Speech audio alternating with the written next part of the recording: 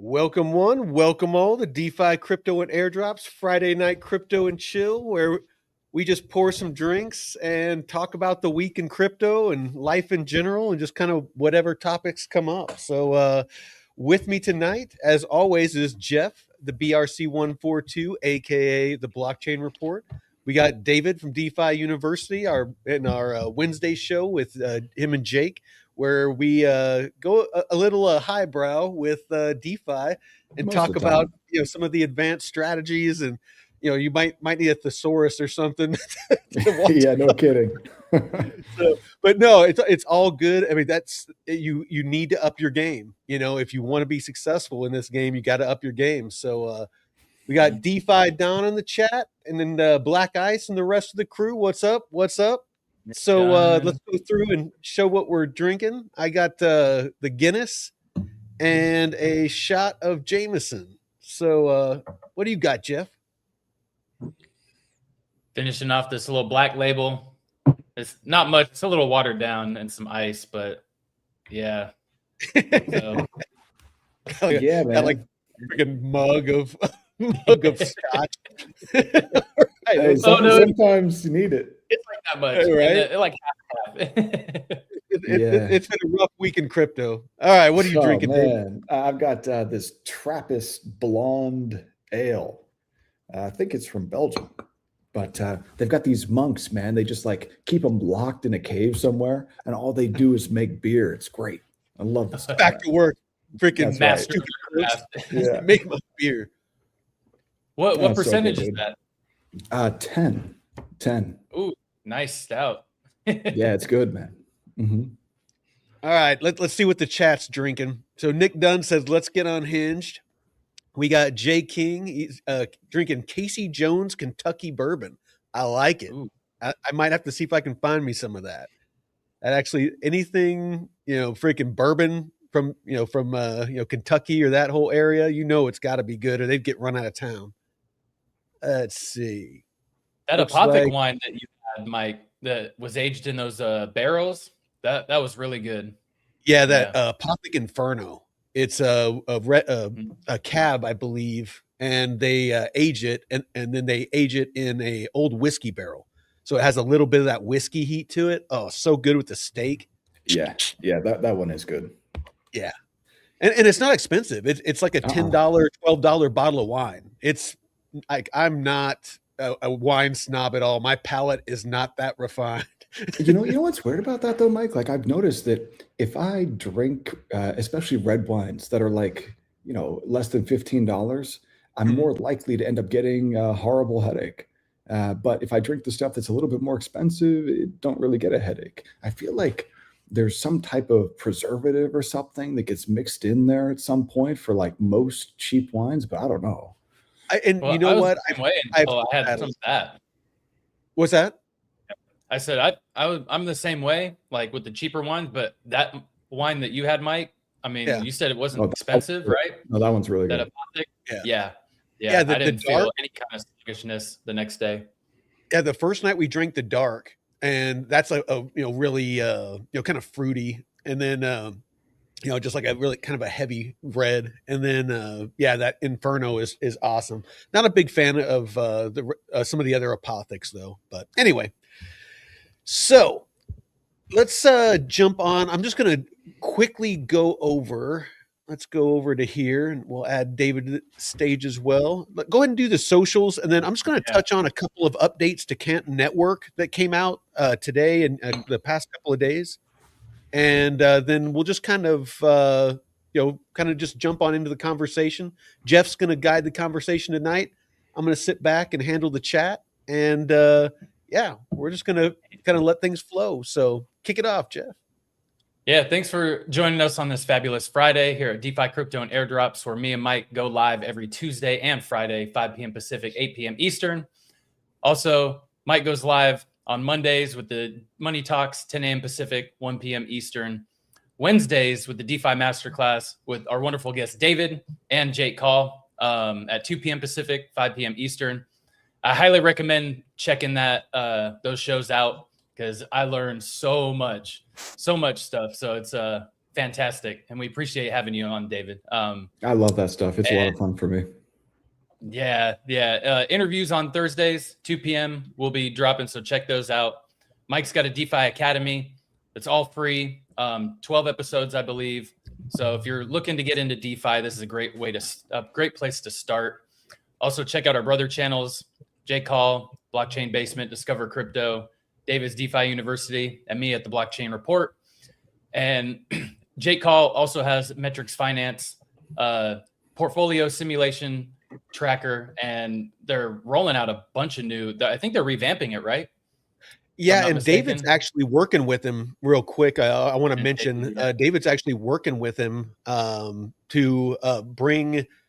Well, I guess I could have David tell you, but basically like the Delta and Vega and all those different data points. Like David, you tell him. I'm going to. Yeah. So you know how when people tell you, "Oh, I don't get it. You're speaking in Greek." Well, when it comes to the Uniswap stuff, we actually do need these Greeks to understand it properly. Liquidity provision requires that you know what the Greeks are. And I think it's going to be really, really valuable when Jake and I are able to get integrated into metrics, the ability to track your delta, gamma, theta, vega, and maybe rho. Those are the 5 Greeks that you need. For Uniswap, it's a little bit different, but still very, very valuable because you end up learning things about your LPs that you would have no other way of knowing. And to be completely honest, you guys, like tracking Greeks is totally normal when you're trading options. Like it's just, run of the mill. Like you need to know that or you can't trade. But for Uniswap, you're basically trading options. Like it's the exact same thing. Little bit different, but basically the exact same thing. I'm surprised no one's built that functionality yet. Well, let's circle back to that after Jeff finishes. But I make sure you put a pin in that because I do want to get into that because I want to go over what each of those are just for the sake of letting people out there knowing what deltas are and vegas are and things like that. But go ahead, Jeff. Yeah, and if you're interested in checking out Metrics Finance, they do have a free option and we recommend you start there just to see if it provides you any value. Then you can go up either monthly memberships or yearly. And also David's DeFi University does have a free section, and it is paid as well, $97 a month. And you get Monday through Friday daily live mentorships, a 6 mastery course, beginner to advanced, over 150 members in the community. And even some of them are joining our community in the Discord and sharing insights and info. We do have a free Discord as well. A lot of great people in that community. And Mike's DeFi Don is one of them. DeFi Don in the chat. What's up? What's up? What's up, DeFi Don?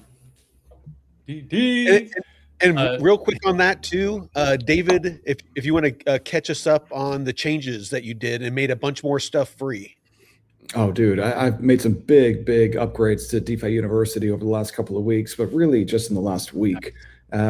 So I made the university itself, the school, it's all free, except for the live calls. And the live calls really are where a lot of the value is. If you want to be able to ask questions of myself or anyone else in the group live, we go live twice a day. So there's 10 hours of live calls each week in the community. Yeah. So the first hour is, well, it depends on the day, but at 1 hour of advanced and 1 hour of beginner. And so for the beginner portion, I created 5 courses and I turned them into books, and I'm publishing them. Actually, I was publishing them just as we were about to get started on Amazon. So it's 5 courses. And if you go to the website, actually, Jeff, I'll be able to walk you through it because it's all free on the website too. Let's have him finish real quick, and then we'll get into that, and then we'll touch on letting you finish with the theta and gamma as well. The Greeks. Sure. The Greeks, yeah. So I mean, big upgrades, but it's all free over there. Awesome. Yeah. And Mike's DeFi Wise newsletter, just under $20 a month. You get newsletter Monday through Friday, early in the morning before the markets open. He gets up super early to get this alpha each day out to you, and been nailing a lot of the ranges. So check that out. People are sharing their testimonials in the Discord, so it's great to see everyone getting value from that. You can catch us on Twitter, _only_DCA. You can catch Mike at Veteran4Crypto, me at the BCR142. We're streaming on Pump.fun and now the Arena. So check us out here. We've been getting a lot of love on the Arena. So, if you're on Twitter, jump in the chat on YouTube because we can get a lot more engagement on there than we do on Twitter. So you can actually talk to everybody. So yeah, you can actually talk to people on there. All right, so let's go ahead and kick it over to David. Tell us, finish telling us about the updates to DeFi University, and then tell us about the Greeks, and then we'll kick on into. I'll give some Canton updates, and then we'll just kind of go from there. Sure. Yeah. So actually, if you start from the website, Jeff, if you're controlling the screen here, if you actually start from, well, either way, it's free to sign up, free to join. But if you go to the website, you'd be able to see the course material. And I think it's a little bit better on the website than it is in the school community. The school community, you can go through the same courses here, but okay. So now that you've signed in, if you head on over to Classroom or just go to the website, either way. Yeah, I'll just go to the website. I think I have to put in the verification code, but we'll go here. Yeah, so you see in the top right there where it says Course Hub. So if you click on Course Hub, and then if you just go ahead and sign in, then there we go. Awesome. So now you can see, you got to sign back in. But once you're signed back in, you'll be able to see that account hub, that tracking dashboard. And the cool thing about the tracking dashboard is it connects to all of the courses and all of the quizzes in the courses and all of the interactive elements in the courses. And so you can actually track your progress through these educational courses. And it's all free. So I think that's pretty cool. The plan is to, run some type of an airdrop at some point because all of the engagement is tracked for points. So, what I'm basically doing here is like farming engagement on the courses. So if you click on maybe like the Perpetual Futures course, for example, if you click on that one, and then from there, if you click on Continue Learning, then that big blue button there, it's going to take you to the Course Hub. And let's see here. Yep, there we go. Looks like it's just taking a second to load. So now you're in the Perpetual Futures course within the DeFi University Course Hub. And so there are 5 courses here. It's the Beginner DeFi Concepts. It's the Investor Mindset course, Liquidity Provision, Money Markets, and Perpetual Futures. And then there's also a pretty good glossary right there too.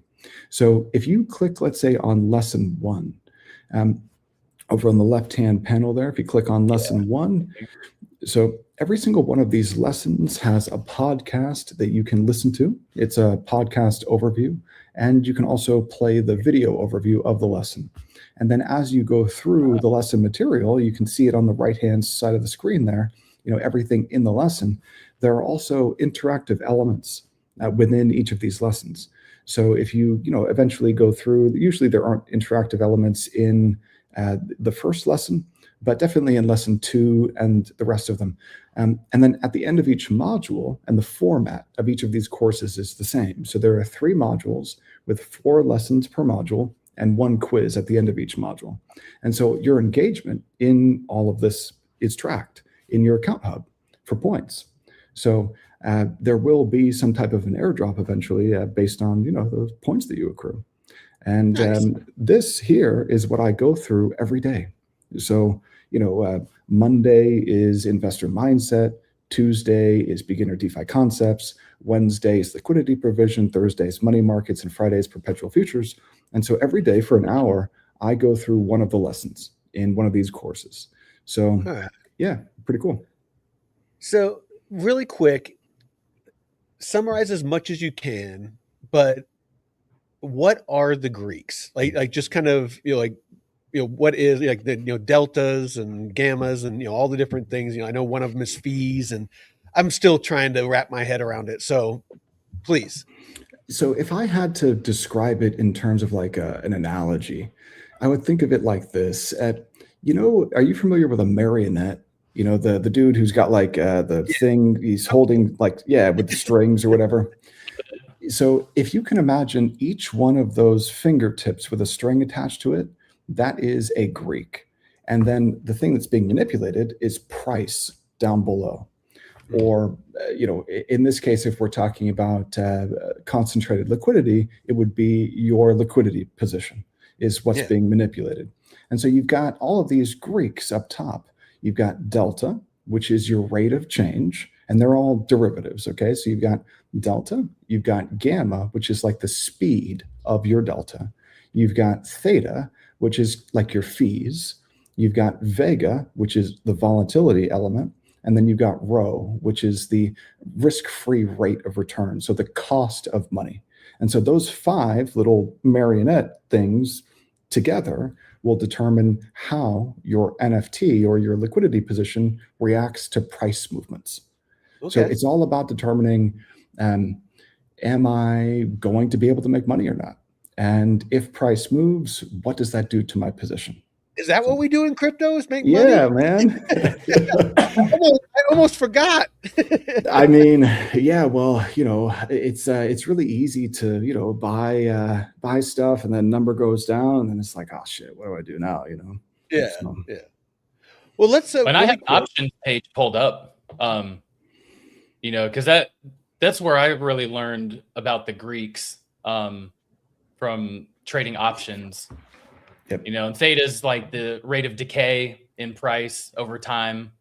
The delta is how much the price will increase or decrease over time, right? Honestly, I'm probably just going to print it out, and put it on my wall or something like that. Gamma's the volatility, the amount of volatility in that price movement, I believe, but I don't really know about rho. Yeah, rho is the cost of money. So rho is your like the risk-free interest rate. So whatever you could be earning, but aren't because you've deployed that capital into an option or into a CLP. The cost of that money is usually it's not something that you really have to factor in all that much. But if interest rates are 10%, then you need to factor that in. Yeah. All right. Okay. So I want to make sure that we have plenty of time to just riff. So I'm going to burn through this stuff real quick because there's a lot of it. And this is just off of Canton's thread on X. So Canton Network is basically minting and using U.S. treasuries on Canton coming in 2026, enabling tokenized USTS to be exchanged in near real time with stablecoins and other digital assets. So this is the DTCC, and that's the governing body for what is it for, like stocks and all that kind of stuff.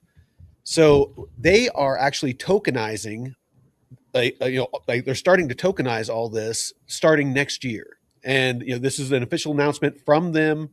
You can go to the actual DTCC site, and I actually went there and got this article, and it talks about how they are officially using Canton Network. You can see here. I actually ran it through an AI, and we can dive into it if you guys want to. I'll have it on the side, but I definitely just want to make sure that we're covering the updates that's going on Canton. And the reason that I keep bringing this project and certain projects up is because everyone is so hyper focused on price, and they FUD themselves out, and they get such a negative mindset. And this goes into some of David's lessons too about mindset. Is people get in this negative mindset because price go down. Yes, price is important, especially if you're trading short term. But with a long-term mindset, if you are investing in fundamentals and projects that are becoming part of the infrastructure and the rails for the future financial system, price shouldn't really matter to you, because you can look at early projects like Amazon where the price sucked. We can actually go to really quick. We'll go to the Canton price chart,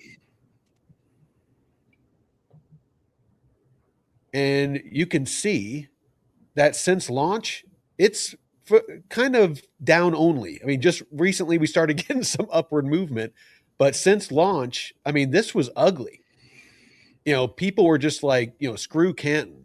And I kept telling people, watch what they're doing, not what Price is doing. And that's the best advice I can give you on that. So also, looks like Bankless was talking about the same thing. I don't agree, like, Mike.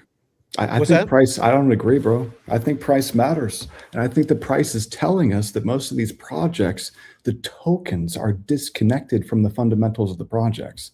So I think that most of these tokens are memes in some way. Potentially, but I would, in my mind, I would wait to make those determinations, much like I would wait to make those determinations on tokens like Aerodrome, for example. Well, they did just launch recently, so the price, they're going to be kind of trying to find that settlement. No, David has a valid point. It's a lot of these price discovery. We're moving from that speculative market to a utility market, and it's something I've been telling people for a long time. Is retail was guessing at what these projects were worth via the token, whereas these institutions, they're going to look at it from, does it generate value? Does it have revenue? We're moving into that type of market where, you got to change how you think about these projects. I 100% agree with David. I just, however, I'm a little more risk on, where I'm looking for these projects for long-term investing in the hopes that the price will go up. But I would rather gamble on these with solid fundamentals than some of these other ones where it's just hopium. And people are, just because I see a lot of price movement, and I'm interested in the long term. So anyway, just another layer 2. This is the next layer 2 that we've developed and launched. Like, there's a million fucking layer 2s that have crashed and burned. So it's so the big problem for me, you guys, is it's so easy to look at a piece of news on X like this and see, oh, this is great news, but then to look at the token and to think that it is in some way similar to looking at a stock. It's not. It's not at all. I mean, the XRP loss, freaking somewhat put that to rest. And the SEC recently came out and said, if something is a security before it's tokenized, it's a security after it's tokenized. If it's not, then it's not after. And the lawsuit between Ripple and the SEC, Judge Torres, ruled that XRP is not a security. And that was actually a negative thing for XRP holders, because XRP would have been, had a lot more chance of a higher valuation if it was stock in Ripple.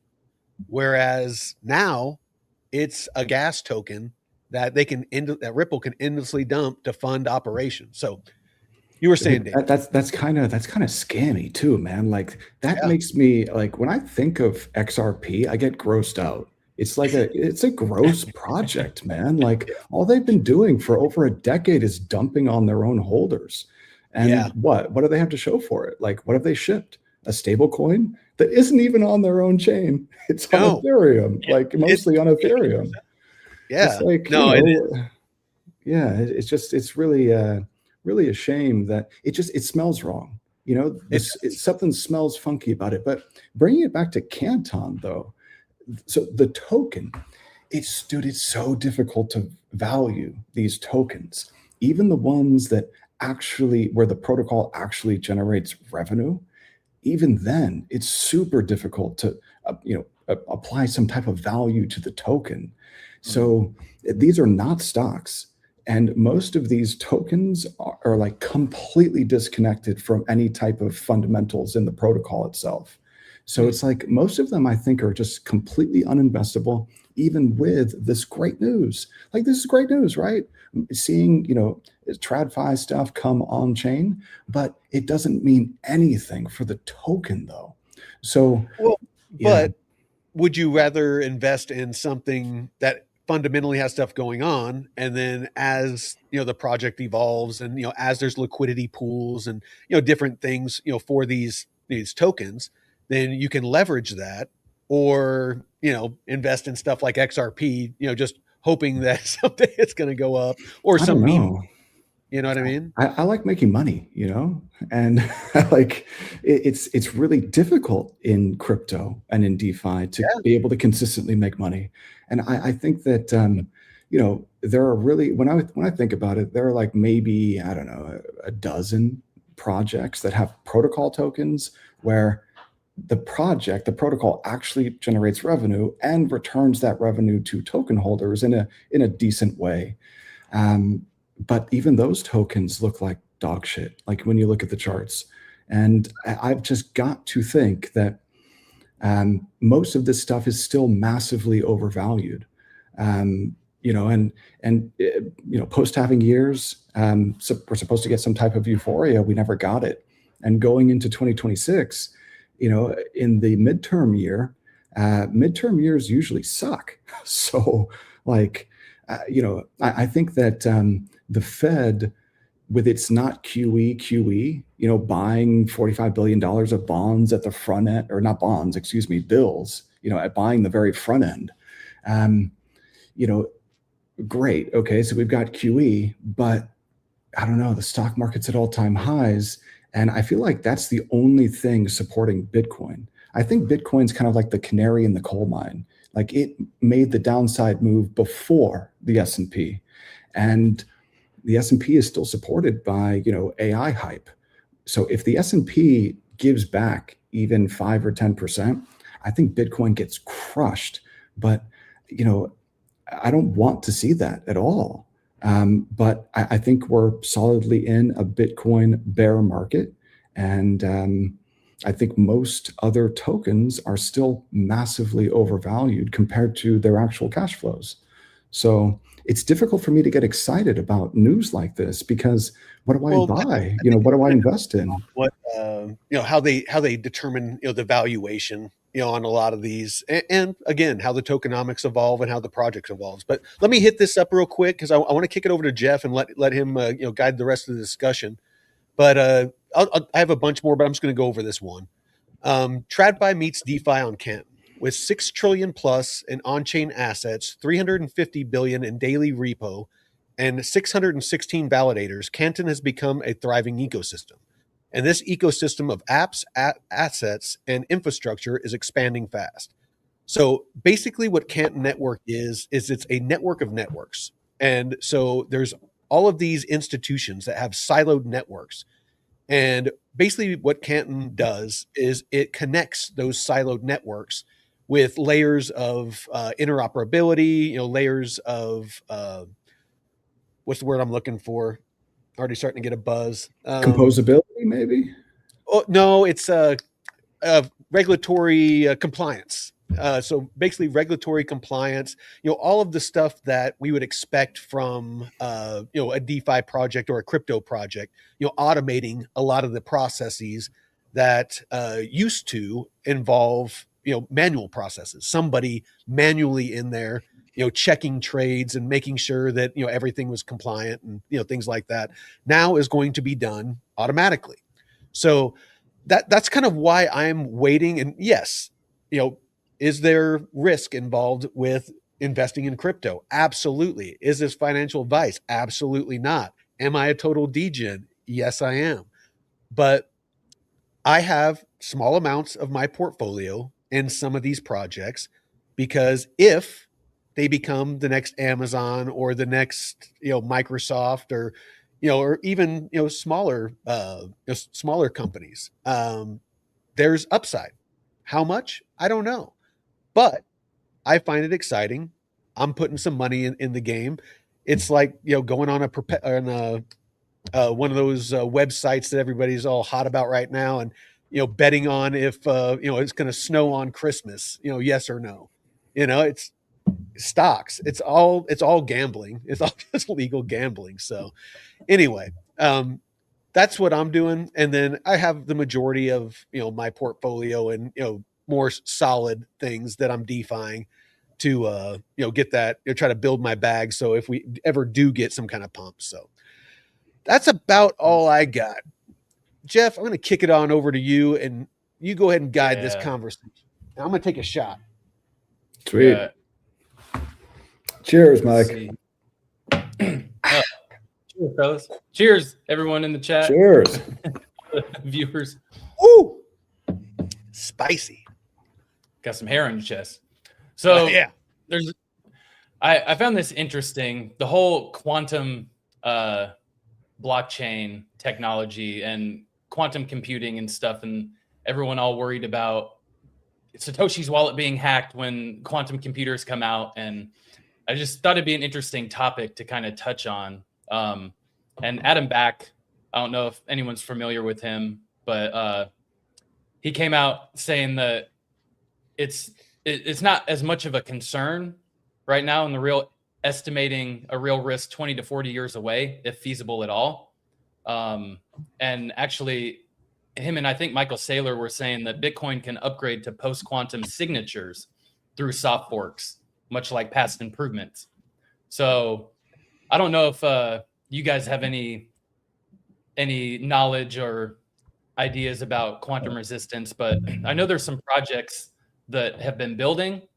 OPNet is one of them that they're in their testnet phase, and they did a full system upgrade where they introduced a certain signature scheme, MLDSA, post-quantum signature scheme. So it protects against future quantum attacks. And the signature scheme is standardized by the U.S. National Institute of Standards and Technology as of last year. And it has different features, but I guess this is their first introduction into post-quantum cryptography, which I thought was interesting. And I don't know, I thought that it would be more of a concern, but I guess doing some research, the developers aren't really concerned because they realize the difficulty that it would cause for them to the quantum computing as it is right now. I'm not a developer, but I found this really interesting that, that we're still quite a ways away from that even being a possibility. And if it's a possibility at all with the Bitcoin updates and other networks, but different projects that are building. Let's see. Oh, also Aptos. They proposed a quantum resistant signature to future-proof blockchain security. Can you go back real quick, Jeff, to the post where Adam Back had said something? So what exactly does he mean? I must not understand this correctly. Doesn't Bitcoin use SHA-256, like the algorithm? So yeah. So how is that? For quantum FUD promoters, Bitcoin does not use encryption. Get your basics right, or it's a tell. And this Adrian, I don't know who this is, some tech nerd, but Adrian. So he said, Adam's right to point out that if you don't understand this rather simple distinction, you probably should not be talking about QC cracking Bitcoin.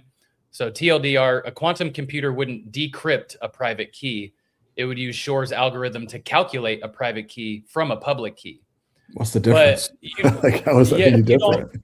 And my thing is seed phrase, right? It could come up with the seed phrase, but you don't necessarily need the private key. Right? But it's the same thing. The seed phrase is just the human readable version of the private key. It's the same thing. Okay. Yeah. Okay. Yeah. I'll give my 2 cents, and it's just like a 10-second statement.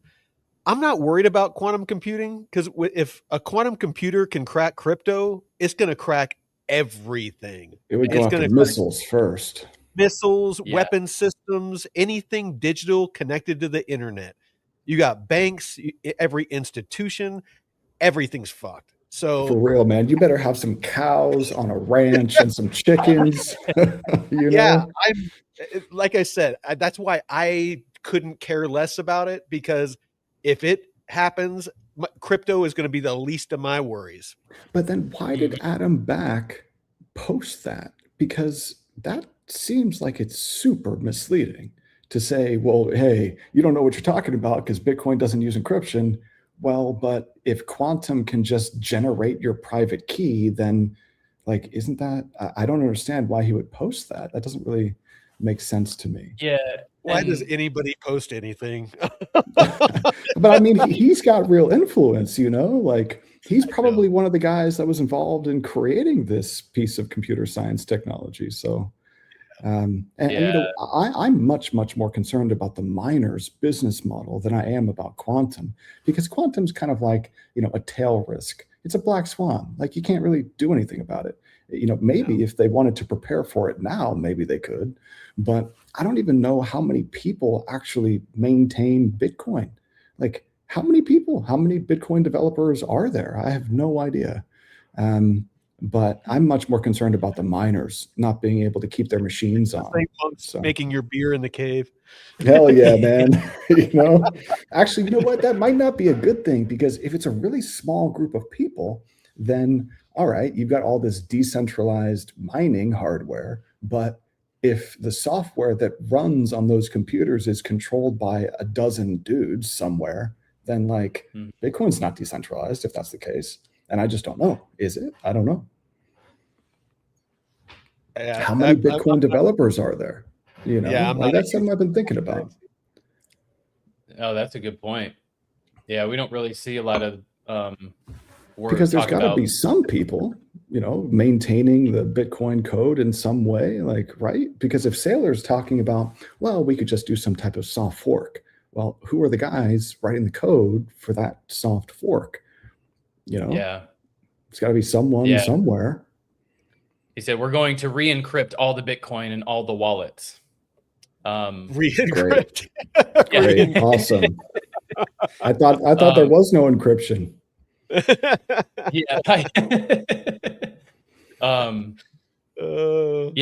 this quantum or Castle wallet from Crown Network offers, I guess this is their solution, offers proactive user level solution. So built with post-quantum cryptography, powered by QEM Corp's QRNG hardware for true quantum randomness and key generation, eliminating predictable entropy vulnerabilities, the classical RNG. I don't know what RNGs mean. So multi-chain support, including Bitcoin, so you can securely store and manage. Hey, have you guys seen how that company Cloudflare, they secure like half the websites in the world or something? Have you seen how they generate random numbers? It's pretty cool. They've got a camera set up that looks at a wall in all of their different like headquarters around the world. They've got a half dozen of them or something. And so this camera is looking at like wind chimes, a bunch of them, up against a wall. And they use that, which is completely random, to generate random numbers. They've got a couple of other ways that they do it, but it's kind of cool. Yeah, it's kind of cool how they do that. Because random number generators, I don't know how it works, but random number generators are apparently not random. So, that's what RNG stands for, random number generator. Okay. Yeah. We brought you on. All right. So no need to wait for contentious Bitcoin protocol upgrade or soft hard fork. Individual holders can protect their keys today. Let's see what else. Oh yeah, this project Coranium, world's first quantum secure layer 1 blockchain for financial institutions. And yeah, like Mike was saying, everything else will be hacked. All your accounts will be hacked if quantum computing can crack that stuff. So Bitcoin would be the least of anybody's worries. And who would that old war games movie with Matthew Broderick, where it's like, do you want to play a game? I want to play geothermal nuclear war. Oh, I remember that movie. Yeah. And at that point, who's going to be stealing all of the? If you have that quantum computer and you're hacking everybody, what's that going to do? Like, what good is that going to do you? Are you going to own all the Bitcoin and all the assets in the world? Honestly, we go back to gold and silver and precious metals and physical currency, because anything digital could not be trusted in the financial system. That's why That's why I'm so diversified. I got ammo, I got gold, I got silver, I got food storage, I got my property and stuff, and I got, crypto because it covers all my bases. No matter what happens, I'm good. And He's a whiskey. yeah, I got a guy down the road that has his own still and makes his own shine. So we're good up here. We got booze, we got bullets, we got beans. We're all good. Yeah, man. But to your point, Jeff, about why would someone want to do this? Well, I think that there are some people. What's that? I don't know what movie it's from, but I think it might be some James Bond movie where he says, I think one of the villains says, some people just want to see the world burn. Or maybe that was Batman, actually. That was Batman. That was a Batman movie. But I mean, yeah, dude, there's a lot of sycophants out there. Churchill. Yeah, who knows? Maybe it was John F. Kennedy. No, it was Batman. Yeah, it's Batman.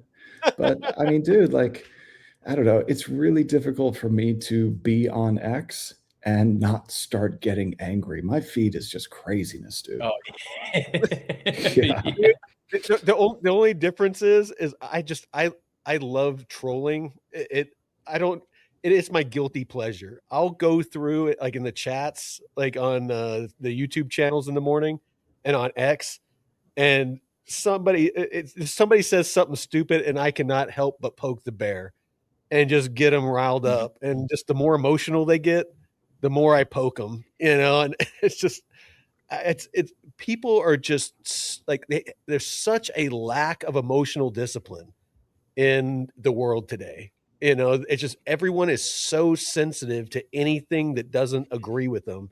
It's really weird to me. Like, I love opposing opinions. Crypto Steve-O and me, we butt heads all the time. He was on Tuesday's show. Me and David, we don't agree on everything. We've been live before and we were going back and forth about Arrow. I love it, and not in a negative way. It's like, I love my thought processes being challenged to where I have to, formulate and rethink and admit that sometimes, oh shit, I don't know everything about this. I need to add that to my data bank, reprocess it, and come up with a new thesis or a new picture or a new way of looking at something. If you're not doing that, why are you alive? You're not learning anything. You're not growing in any way whatsoever. Find people that aren't in your echo chamber. That's what bothers me so much about like XRP and stuff like that, is they get in those echo chambers and they just say the same little buzzwords, in the same little phrases and get each other, whipped up into a gay little frenzy. And it's just, it's silly. I just don't get it. But I sorry, think XRP is a great short, man. A great short. Like I think XRP down to 60 cents. That's a great short for me. I think. Yeah. Sorry, you gotta be humble and have some humility, man.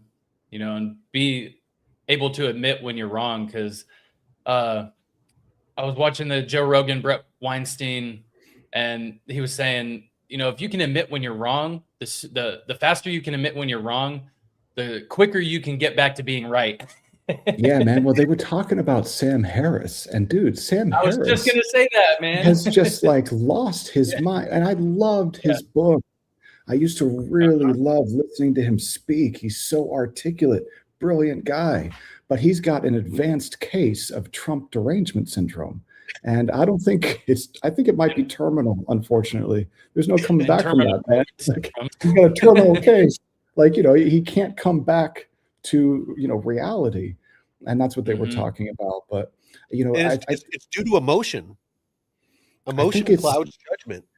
So I think about when this he's all so the intelligent time. that he, I think he's gotten so far down that rabbit hole that he thinks that his I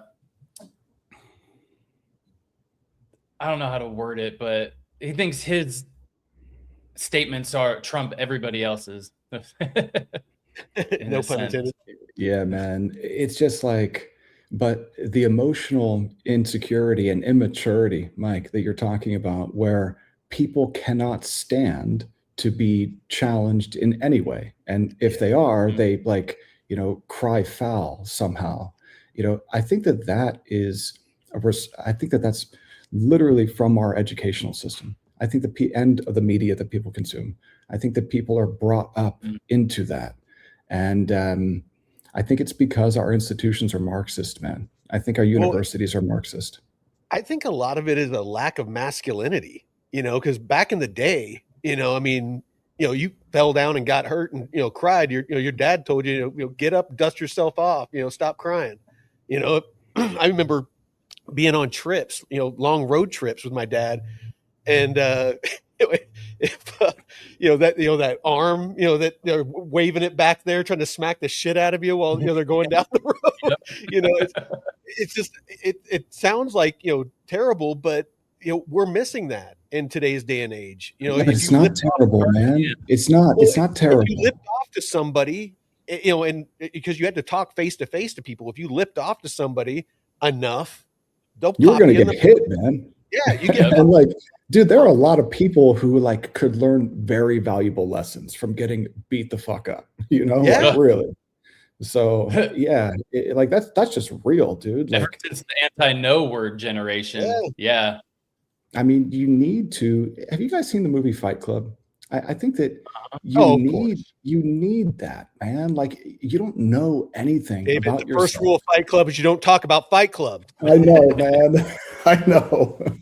I'm just trying to make a point. It's like, dude, I feel like most quote unquote men now, like, have never been in a fight, like shy away from confrontation, like are afraid all the time, always, oh, I'm so sorry. And now there's all this white guilt where it's just like people hate themselves for bullshit. What? For bullshit. They didn't do anything. What are you feeling guilty about? I have no idea, man. But that's what I'm talking about. It's like pumped into your brain through the media, through schools and universities. And so like you got this entire generation of like, 30-something-year-old men who are just like incapable of reasoning, number one. And you can't have a conversation with someone if they're going to take offense if you disagree with them. Like, how are you supposed to sit down and have an exchange of ideas if they're just going to call you names? Well, and you can't debate emotion. It's like how you feel isn't right or wrong. It's just how you feel. But you can't debate feelings. You can debate facts. You can debate logic. If you look at, all the old philosophers and, stuff like that, they were never sitting around debating about emotions. Everyone can feel different about. But Mike, what if you can't agree on basic facts? Like, that's dude, the if problem. You can't agree that there are two genders, then it's hard to have a conversation, man. No, and I think that's almost done like intentionally. Is blur the lines of the definition of words to where you can't have an intelligent discussion or a logical discussion. It has to be an emotional one based on your personal feelings, and you're never going to see eye to eye, so you'll always be divided. Yep, and that reduces it to oppressor and oppressed. And that's the core tenet of Marxism, man. And so if you read like 1984, and there are two other books. So it's 1984, and then Aldous Huxley wrote one, and then there's a third one. I don't recall the names of the other two. Talking about Fahrenheit 142, or Fahrenheit 451, and then 1984. But they all talk. Shrugged is another good one. Ayn Rand is great, man. But you read those books, and something they all have in common is in that dystopian future, the authoritarian regime changes the meaning of words. And so if you can't agree on basic facts with people, it's probably because they've just changed the definition of words. That's definitely possible. We started to see that during COVID, man, when they changed the definition of a vaccine. And it's like, what?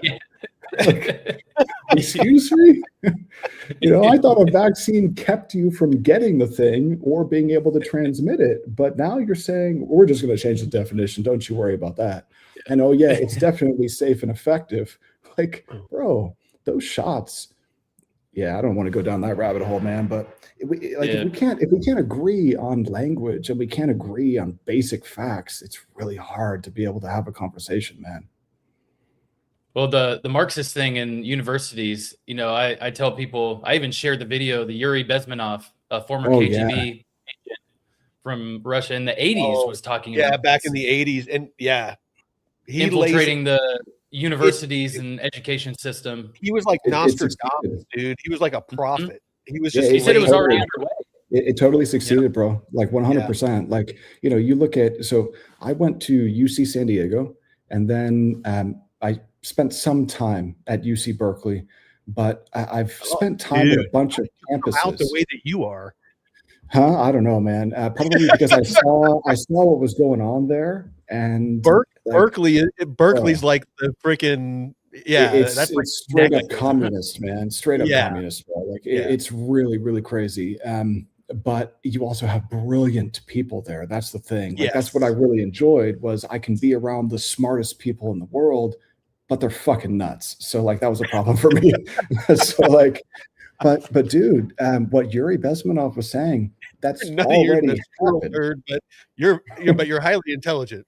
I mean, yeah, man. Like I do my best, but dude, like I am actually like really concerned that that if a conservative does not win the next election, that we could descend into some type of like horrible situation, because it seems to me like there's a sizable portion of the country that just doesn't live in reality. Like, dude, I don't want to see men competing in women's sports, bro. Like, I don't want to see that. That's horrible. And Newsom's digging his heels into that. Like, bro, I don't want men in women's bathrooms. That's insane, And it's just like the stuff that's going on in California and New York. They're trying to export that to the rest of the country. And if there's not some like saying, hey, you know what? No, we're not going to do this. This is nuts. Then they will succeed in exporting that to the rest of the country, man. And yeah, Bezmenov, he was spot on. Yeah. So I'm not going to play the whole thing, but if you're looking for it, just go to YouTube and Google full interview with Yuri Bezmenov. But basically, what they expect a person, a defector, to be intimidated. Once they spot that you are scared, that was with the KGB, and he sat down for an interview and laid out exactly, and this is back in the 1984, and he laid out exactly how they're going to infiltrate the education system, and China, Russia, all our opposition, and they played chess, they played the slow game, and they went in and basically changed the minds of a whole generation, and we're seeing the fruits of their labors now. Exactly right, man. And it's horrible. And, the more, Mike, that I read about U.S. history, dude, seems like a lot of the times, even though we want to tell ourselves that we're the good guys, we've got this little agency called the CIA, and they are very, very good at being criminals around the world. Like they're excellent criminals, man, the best. But like, bro, some of the shit that they've done is just horrible. Snake Plissken. And he's from New York. You guys know Mike Benz? You ever watch his stuff? Dude. Oh yeah. Never heard of him. Are you serious? Yeah. Oh, dude, you got to check him out, man. Benz? Yeah, you're gonna love his stuff. BENZ. Yeah, BENZ. Yep. Yeah, he was cybersecurity. Yeah, he was cybersecurity at State Department, right? Yeah, but he's the one that uncovered all the USAID stuff, or dude, he announced it before even Elon was and stuff came out with it. So, dude, actually, not to be a one-upsy, but me and Drew actually did a episode on blockchain bunker, like well before Trump even won. And basically I dug into USAID, and I peeled back the layers, and a lot of the global warming initiatives and things like that. The money wasn't going to anything to do with climate. It was actually just a money laundering scam. Some of which were actually, and this is probably going to get us off of YouTube, but I don't care.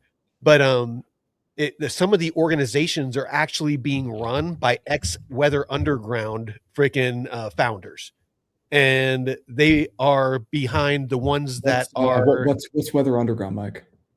Weather Underground, back in like the 60s, 70s, they were basically a U.S. terrorist organization that was setting off pipe bombs and doing all kinds of stuff. Robbed a couple of banks, but they needed to buy materials to build more pipe bombs, so you got to rob a couple of banks. Basically, they were an extreme arm of a lot of that kind of communist and hippie propaganda that was going on back then. And but anyway, they the money was actually going to organizations that were helping illegal immigrants, like trying to fight for legislation to allow them to vote. It was a lot of the organizations that were helping fund that Summer of Love that was going on, all across the U.S., where police were being attacked and courthouses were being burned and all that stuff. But dude, it was crazy, the stuff I was finding. Yeah, so you're really like January 6th. Oh, dude! So Ben's he does a deep dive on that, and he was able to call it beforehand too, based on the Nikes. But man, just a massive money laundering operation. All those NGOs. So here's something that I think about sometimes. During the Biden years, remember when everyone was locked down and people were being forced to get these medical interventions, and yet there were millions of people coming across the border? I think to myself, how did those people come across the border? Because it's not like if you live in Honduras, or maybe you live in South America, you live somewhere in like Chile or something, or you're in Ecuador. What, you're just going to drop everything and suddenly walk thousands of miles up? Like, dude, how does that work? Like, reporters went down and they were finding these stations, these camps that U.S. organizations had set up to give water and like flyers and information on where to cross and how to cross, and they giving out cell phones, prepaid cell phones. Yeah, dude, it was I think it was much more than that. I think that it was like the largest human trafficking operation in history, dude. Like, American tax dollars paid to traffic people from all around the world through our southern border for what? To buy votes? Is that really what it was for? Just to pack the census and so that they could just buy votes? Like, give mass amnesty at some point, and then all of a sudden there's never an opposition party. It's just a one state, a one side nation. Was that the goal? That's what it felt like. Yeah, man. Like, I'll tell you this, you guys.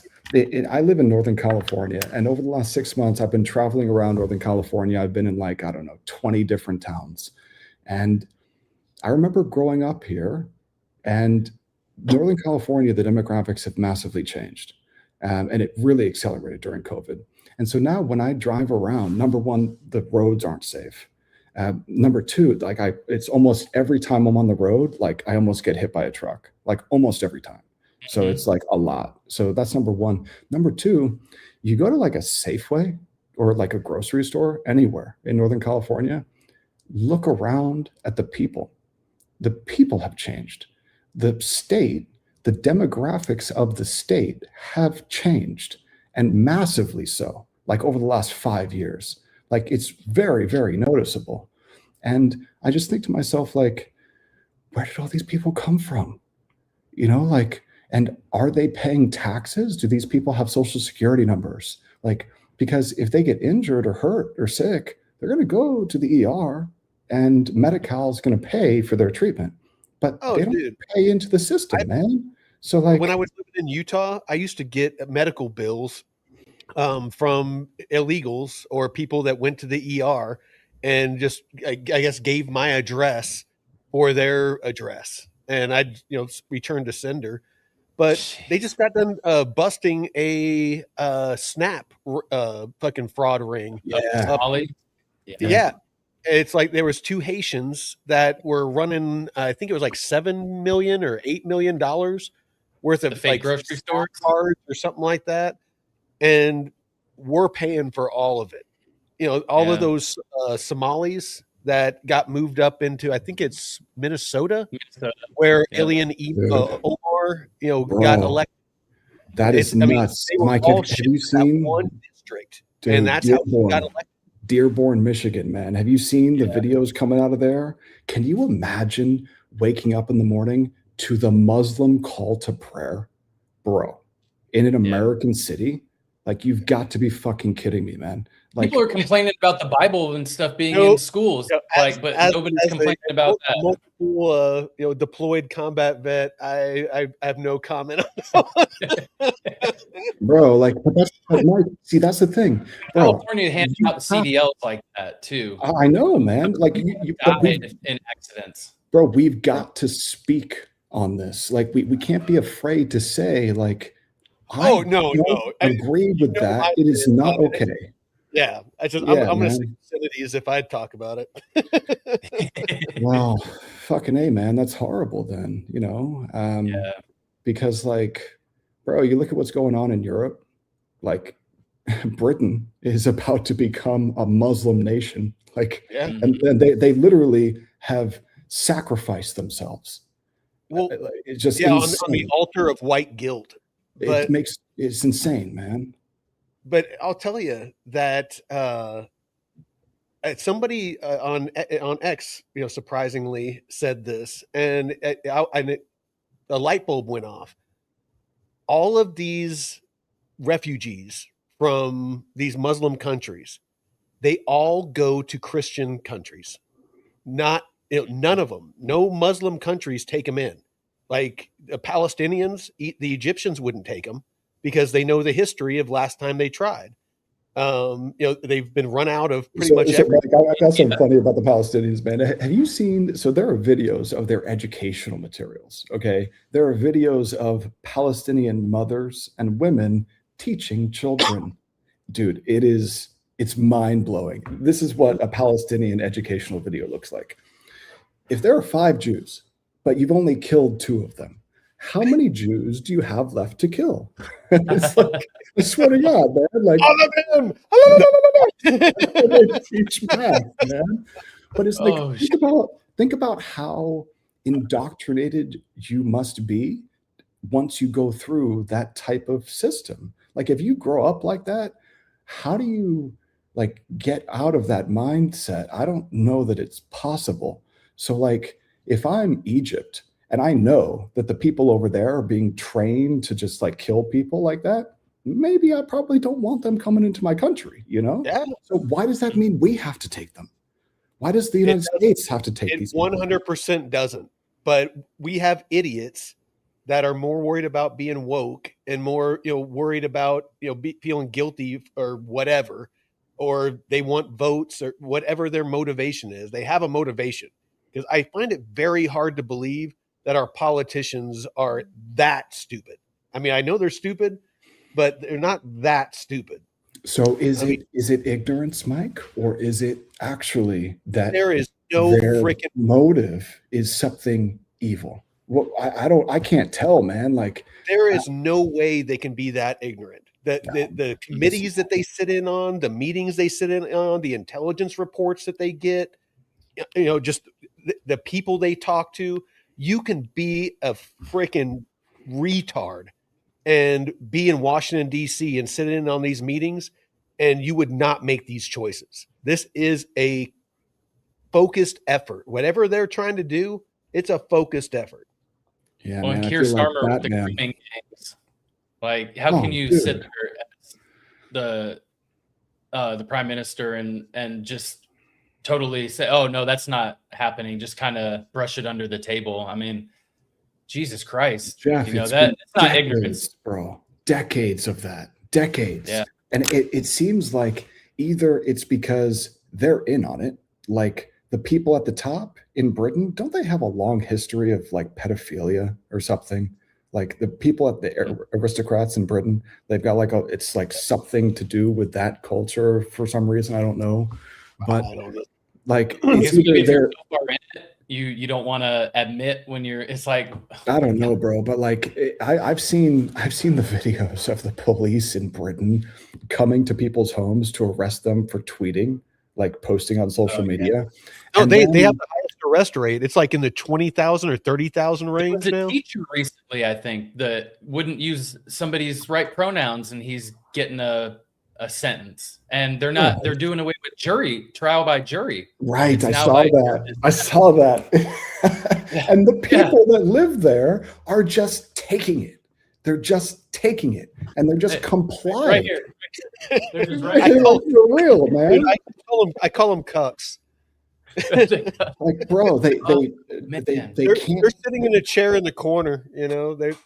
But dude, Germany's getting sick of it. I was watching some videos the other day where the German people are starting to say, "Screw this." Not sick enough. We're done. Not sick enough. Start deporting them. We're done. Anything short of mass deportations is not sick enough. Chile, I think, elected conservative. Yeah. President in a pretty big landmark win.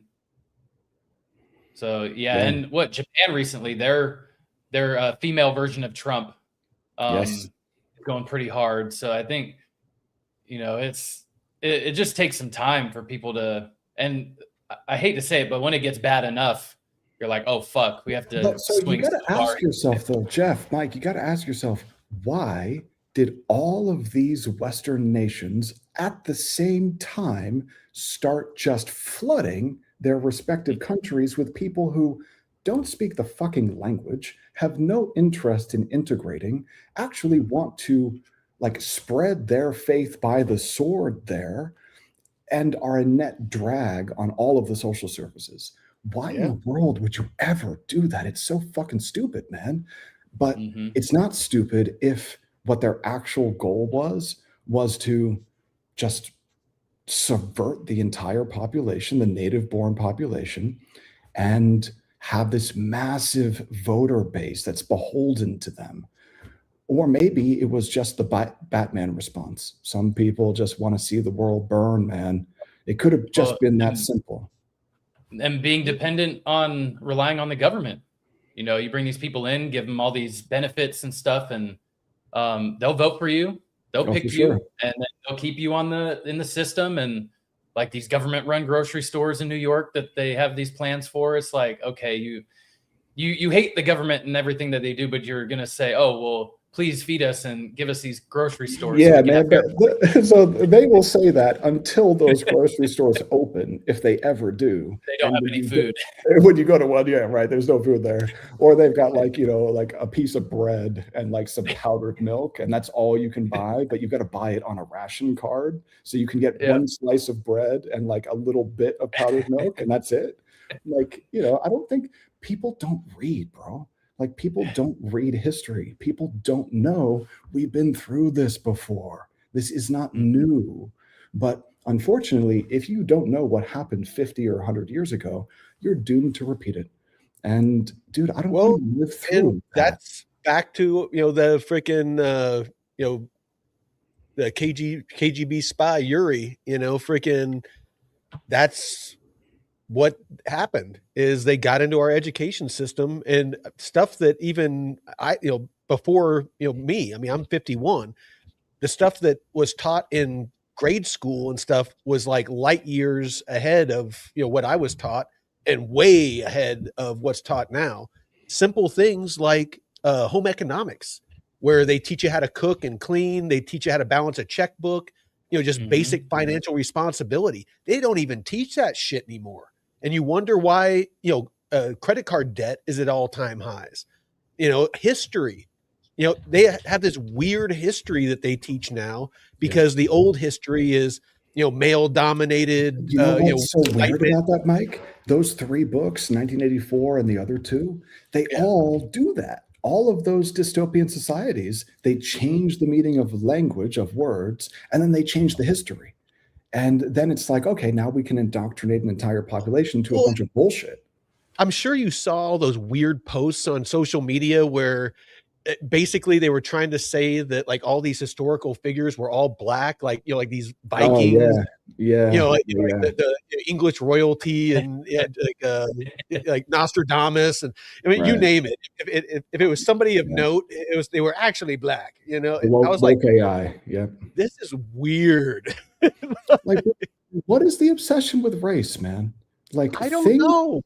I feel like things were less racist before Obama. Like that, honestly. Like, I yeah, think and you look at the metrics and stuff on all the racism and these words and the DEI and the gender stuff. It's all starting to get a little squirrely. After what 2011, I think 2012 is when it really starts to ramp up. Obama.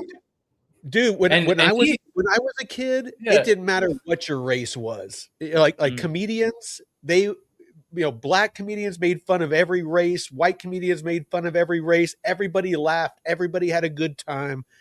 Honestly, for the most part, the most of the generations, the older people, they were still the racists, but for the most part, racism felt like it was gone. I mean, I'm sure that there's pockets of it. Yeah, man. I mean, yeah, in the chat. Yeah. Oh yeah.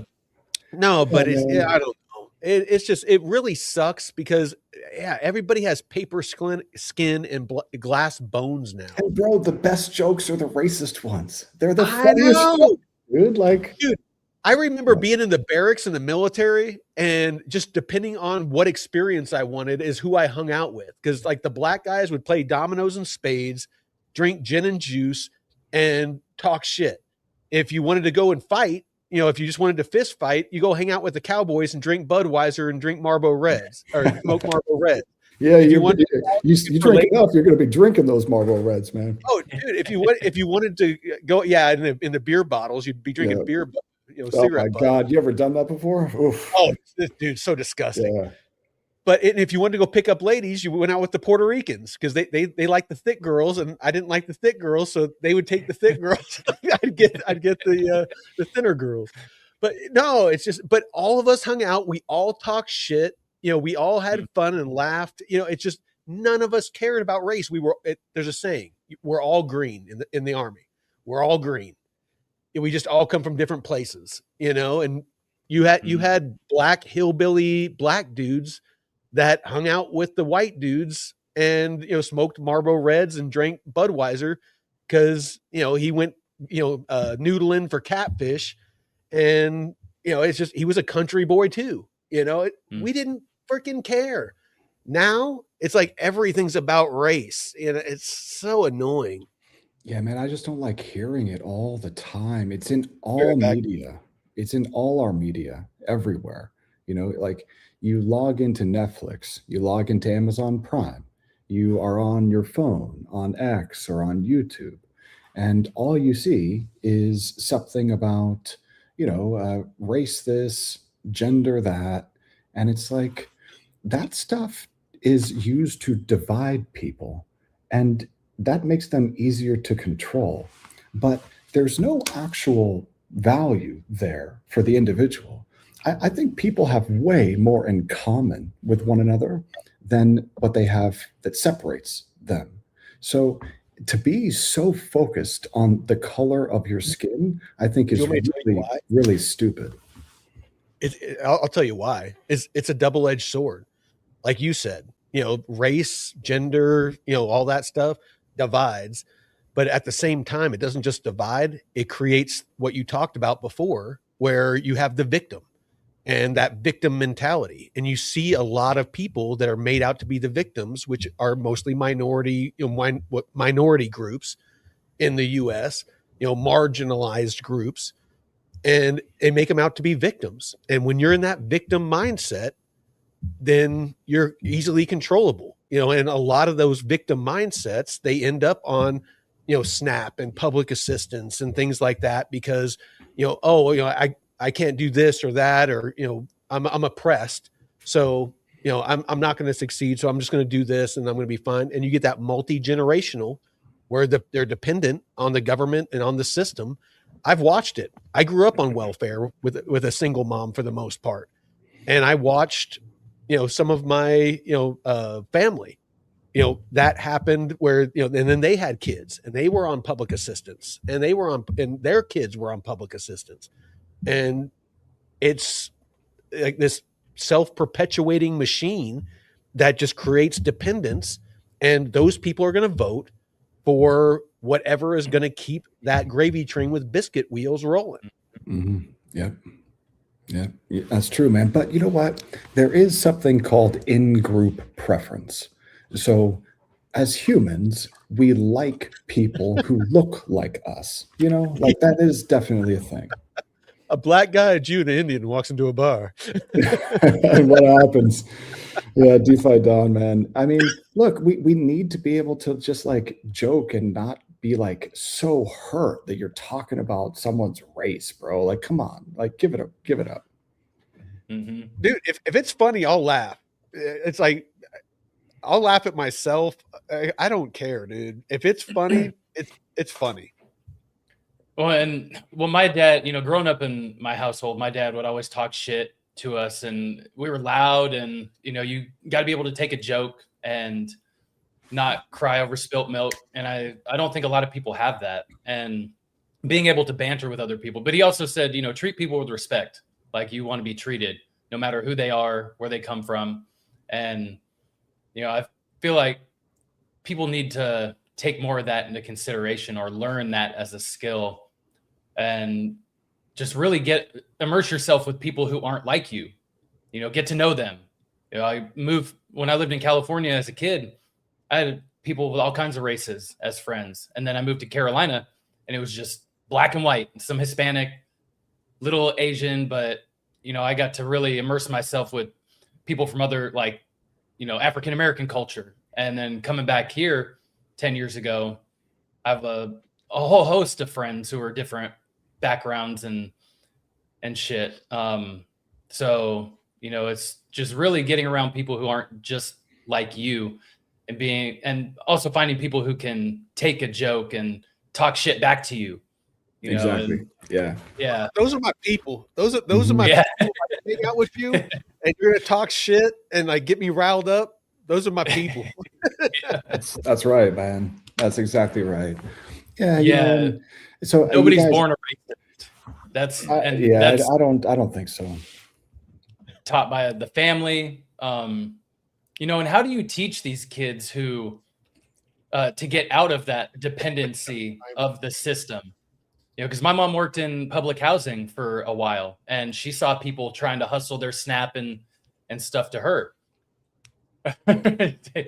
And so, she saw these generations of families who were dependent and just abused the system. And I can see the other side where, Mike, you're in your situation, you guys didn't depend on it, but used it as a tool to get to the next step, to get out of that. And you obviously didn't take advantage of the system. So how do you teach these kids to, how to be hard workers and not to be just reliant on shit? Honestly, I don't. And I'm probably going to regret saying this just because it's probably not true, but I almost don't think it can be taught by somebody, like from one person to another. You almost have to come, like for me, it was, and that's all I can speak on, is it was a moment of realization that I could follow that path. As a kid, I actually vividly remember it. Like I said, I'm 51. And I vividly remember the moment that I looked around and saw how everyone was living around me. And I was like, if I stay here, this is going to be my life forever. I'm going to be living in a trailer park on, public assistance. Best case scenario, I'm going to be like the manager at one of the little local businesses around here. And I'm going to keep food on the table and a roof over my head. And that's about it. And there's nothing wrong with that, but I wanted more than that. And I definitely didn't want to be on public assistance, and there was just no opportunity. Meth was starting to become a thing, and a lot of my buddies, were starting to do stuff like that. And I was like, fuck this, I'm out. And I went down to a truck stop with a backpack in Payson, Utah, stuck my thumb out, and got a ride on a truck, went out to LA, and it was when the LA riots were going on in like 1992, I believe it was. And I saw the smoke rising from the city. Oh shit, that was you, Mike, in Korea? What's that? In 1992? Yeah, that was yeah. You? Yeah. And I told the dude I was riding with, I was like, dude, I'll get out here. I got out, headed back east, and went to Michigan, and stayed with some family in Flint, Michigan, and joined the military. And but yeah, it's just I had to get out of there. And for a lot of people, the military is that place. You know, it gives you a roof, it gives you food, it gives you training, it gives you opportunities where you can go to college. You know, all these people that are complaining about college loans, there's ways that you don't have to incur debt. You know, you serve the nation, you serve the American people. Is it optimal? No, but you get paid to go to college. Like, I got my degree, I got paid a stipend. All my freaking tuition was paid, my books were paid, and they actually paid me a little bit of money to help, you know, for like living costs while I went to school. So there's ways you can go to college, you know, without incurring these huge debts. That's why it's really hard for me to feel bad for a lot of these people that went out and voluntarily signed those loans to, you know, where they want to cry about it now. It's like, you got the degree, you can't get a decent job with the stupid degree you got because you got it in gender studies or something like that, right? Thinking that you were cool, you know, that you were super woke and impressed all your buddies. Bro, like, that shouldn't even be an option. Like, you should not be able to get a loan to get a degree that has zero value. Like, that's a scam. You're scamming yourself. You shouldn't be able to do that. It should be STEM only. It should be STEM only. Yeah. Like, you've got to learn a skill set that actually has value in the real world. And I'm sorry, but like, ethnic studies does not have any real value in the real world at all. But even the trades, man, like, you don't even need to go to school. You can get an apprenticeship, and within 2 years or a year at most, and you're making bank. Jeff, that's probably a better idea for most kids. Well, most companies, like, before you even graduate, a lot of trades, like especially like underwater welding and stuff like that. There's companies that have relationships with the schools to where if you like graduate and like you do well, they'll actually pay for your education if you sign up with them for like a year or two. Bro, underwater welding, man, what a job, dude. Can you imagine living off in like you know, one of those oil drilling platforms in like the Black Sea or something? Yeah. And, like, you're out there for like 6 weeks on, 2 weeks off, and you spend all day just underwater, like in scuba gear, like welding shit. Bro. Well, man. Mike Rowe has his whole you know, the dirty jobs guy. He's got his whole university or some kind of program that they offer scholarships to people and stuff. Exactly. He's like, we don't have enough people for all the building that we want, the manufacturing stuff that we're bringing back. You know, bro, we need 10,000 Mike Rows, dude. Like, that's what we need. You know, dude, he was the first one ringing that bell. You know, like years, and like back when he was doing dirty jobs, he was ringing that bell, and because he used to do interviews and he would talk about like kind of why he did that show. And he's like, we're about to be in a huge crisis. You know, everyone thinks they have to go to college, get in all this debt. But when we don't have electricians, we don't have plumbers. The majority of them are old as shit and about to retire, and we don't have people replacing them. So, you know, he was going through metal workers, welders, plumbers, electricians, carpenters, roofers, you know, concrete workers, all of them. They don't have enough of them. And dude, you can make bank in a lot of those trades too. Dude, so. And AI is going to be electrician, you can get paid $80 an hour or more. Just, like, as a journeyman electrician. Bro, that's $160K a year, man. That's crushing it. Yeah. No, like, as an apprentice, like I wasn't even a journeyman. I wasn't licensed. I was just like the helper. I was making $30-$40 an hour.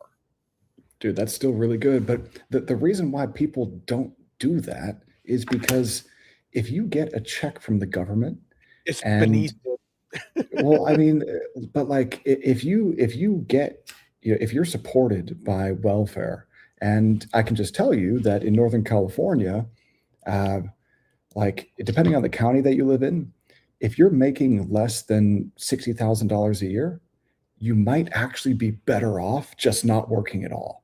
And so here's the problem, man. Like if you are dependent on government benefits and maybe you're able to like make $3,000 a month, or there's no taxes on that, it's tax free. So these government benefits, like that means that you are disincentivized from going out to get a job. Because if you go out and get a job, all of a sudden you stop getting benefits. So it's a trap. That's my mom. That's what happened to her. There was a couple of times where she tried to get off welfare, food stamps. Back in the day, they had those little books that had all the, little funny money in it. And she tried to get off all that. And as soon as she'd go get a job, they'd cut her off. Right. It's like they wouldn't even give her like, 2-3 months to, build up, a little bit of a nest egg as a buffer. As soon as she got a job, she was cut off. There's no way to get out. And so, but I think that's by design. Like a lot of these welfare systems, it starts with this warm, fuzzy feeling of like, oh, we're going to do good for people. We don't want anyone to starve, right? And of course, you don't want anyone to starve. But dude, there are food kitchens and churches, like, food pantries. No one's going to starve, man. But so that starts off with the emotion, right? And that pulls people in. And you say, oh, we're just going to set up this program and we're going to give people who really need it the money to buy food. Okay, great.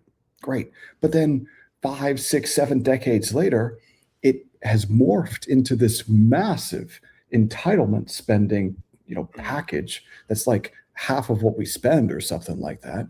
And it's so pernicious that the incentive mechanism just keeps people in that cycle. And who do they vote for? They're not voting for conservatives. It's like you've got this massive voter base that's just kind of beholden to you because you own them. Like the person who's feeding you, you're gonna vote blue. So you get that next check. And I don't know, man, it's just like the system seems to be rigged to hurt the people at the very bottom the most. And then people just keep voting for it because that's all you know. It sucks, man. And it doesn't benefit those people. I'll be honest. It's, I've watched it firsthand. It's just, it doesn't benefit those people at all. It keeps you stuck. It keeps you stuck. It keeps you alive. That's it. It keeps food in your stomach and a roof over your head. That is it. Yeah, because what skills are you actually learning? You exist. Taking classes when you're not working? Are you just hanging out in front of the house, shooting the shit, or just getting fucked up all day? What skills are you actually accumulating? But that's what ends up. When you want to go get a job, it's like, oh, well, what have you been doing for these years that you've been unemployed? What skills are you bringing to the table? Oh, just sitting around shooting shit, collecting, whatever, benefits, unemployment, SNAP, whatever. It's, a lot of people don't take advantage of the time that they have. Hey. Got laid off or something, and she's Happy Friday. Ellie came out of the weeds. She's been MIA for a while. TGIF. Yeah, man. I mean, I don't know, dude. Like going to all these different towns in Northern California over the last half a year, here's something that I've been thinking a lot about. During the next big crisis, where do I want to live? Because I remember what it was like during COVID in Northern California. I was just going to ask you, David, if you wanted to stay in California, because I'm in the East Bay, the Bay Area. And when my mom came out to visit last year, she lived here for 40 years in San Jose. And the answer is no. She was riding around with me in the car, and she was terrified of all the cars on the road and the amount of people. There was just like cars just fucking going everywhere. And it's just gotten crazy. So stay or get out. So what I've been looking for is a town. I've been looking for a red town in Northern California. That's basically what I've been looking for. And I think I may have found one. But so what I'm thinking about is during COVID, people were informing on their neighbors and people complied. Yeah. There were no laws. It wasn't law. And they call us Nazis. Oh, like never Snitches get stitches. Never. Like I only complied with the mask stuff because sometimes I had to. But like, dude, there were no laws. Like, you didn't have to. I did the mask thing out of respect when I was inside because of like elderly people and people that have compromised immune systems. I'm like, you know what? Not a big deal. I'll put it on a mask, even if it just makes them feel better. But when I was outside, I was like, screw you. I'm not playing this silly game where I'm driving around in my car by myself with a freaking mask. And you still see people doing stuff now. You still so ridiculous. Yeah. And like, dude, they knew that the masks didn't actually work at all. And even the N95, they knew that it was bullshit. It didn't take a scientist to know that an N95 mask does not like the size of the virus. Like the mask does not stop it. You basically need one of those freaking ones you see in the movies with, where they got the monkey virus and they're trying not to, freaking get the zombie virus. Like, I can't forget that, man. Like, I can't forgive that. I can't forget that. Like what was done to us, man. Like they knew that. And then they kept pushing it.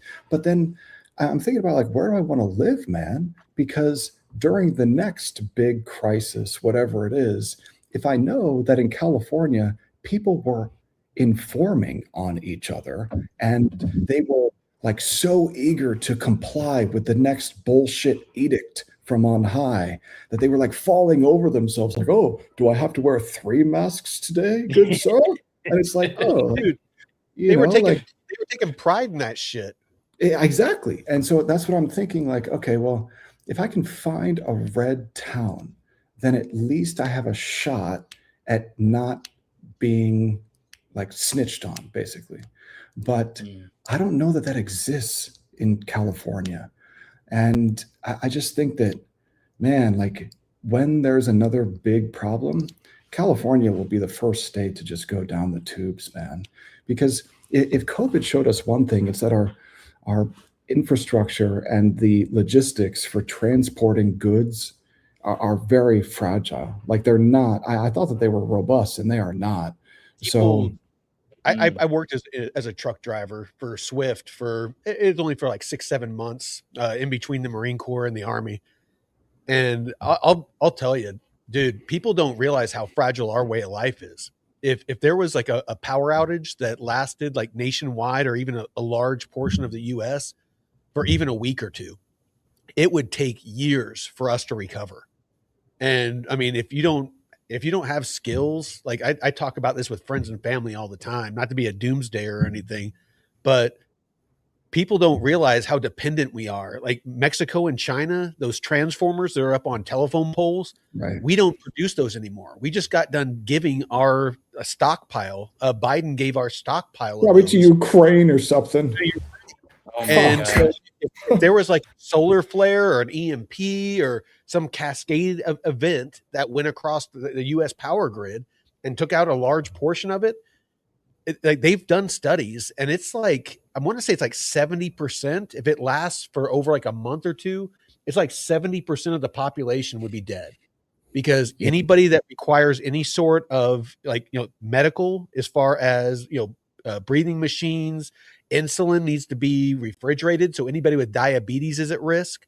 There's a lot of really small things that a lot of people don't think about, that if there was a small event, those balloons that were flying over that, were China weather balloons or whatever, if there was some sort of EMP device on those in the upper atmosphere, they could take out a large swath of the US. Yeah, man. One of those Chinese EMPs or something.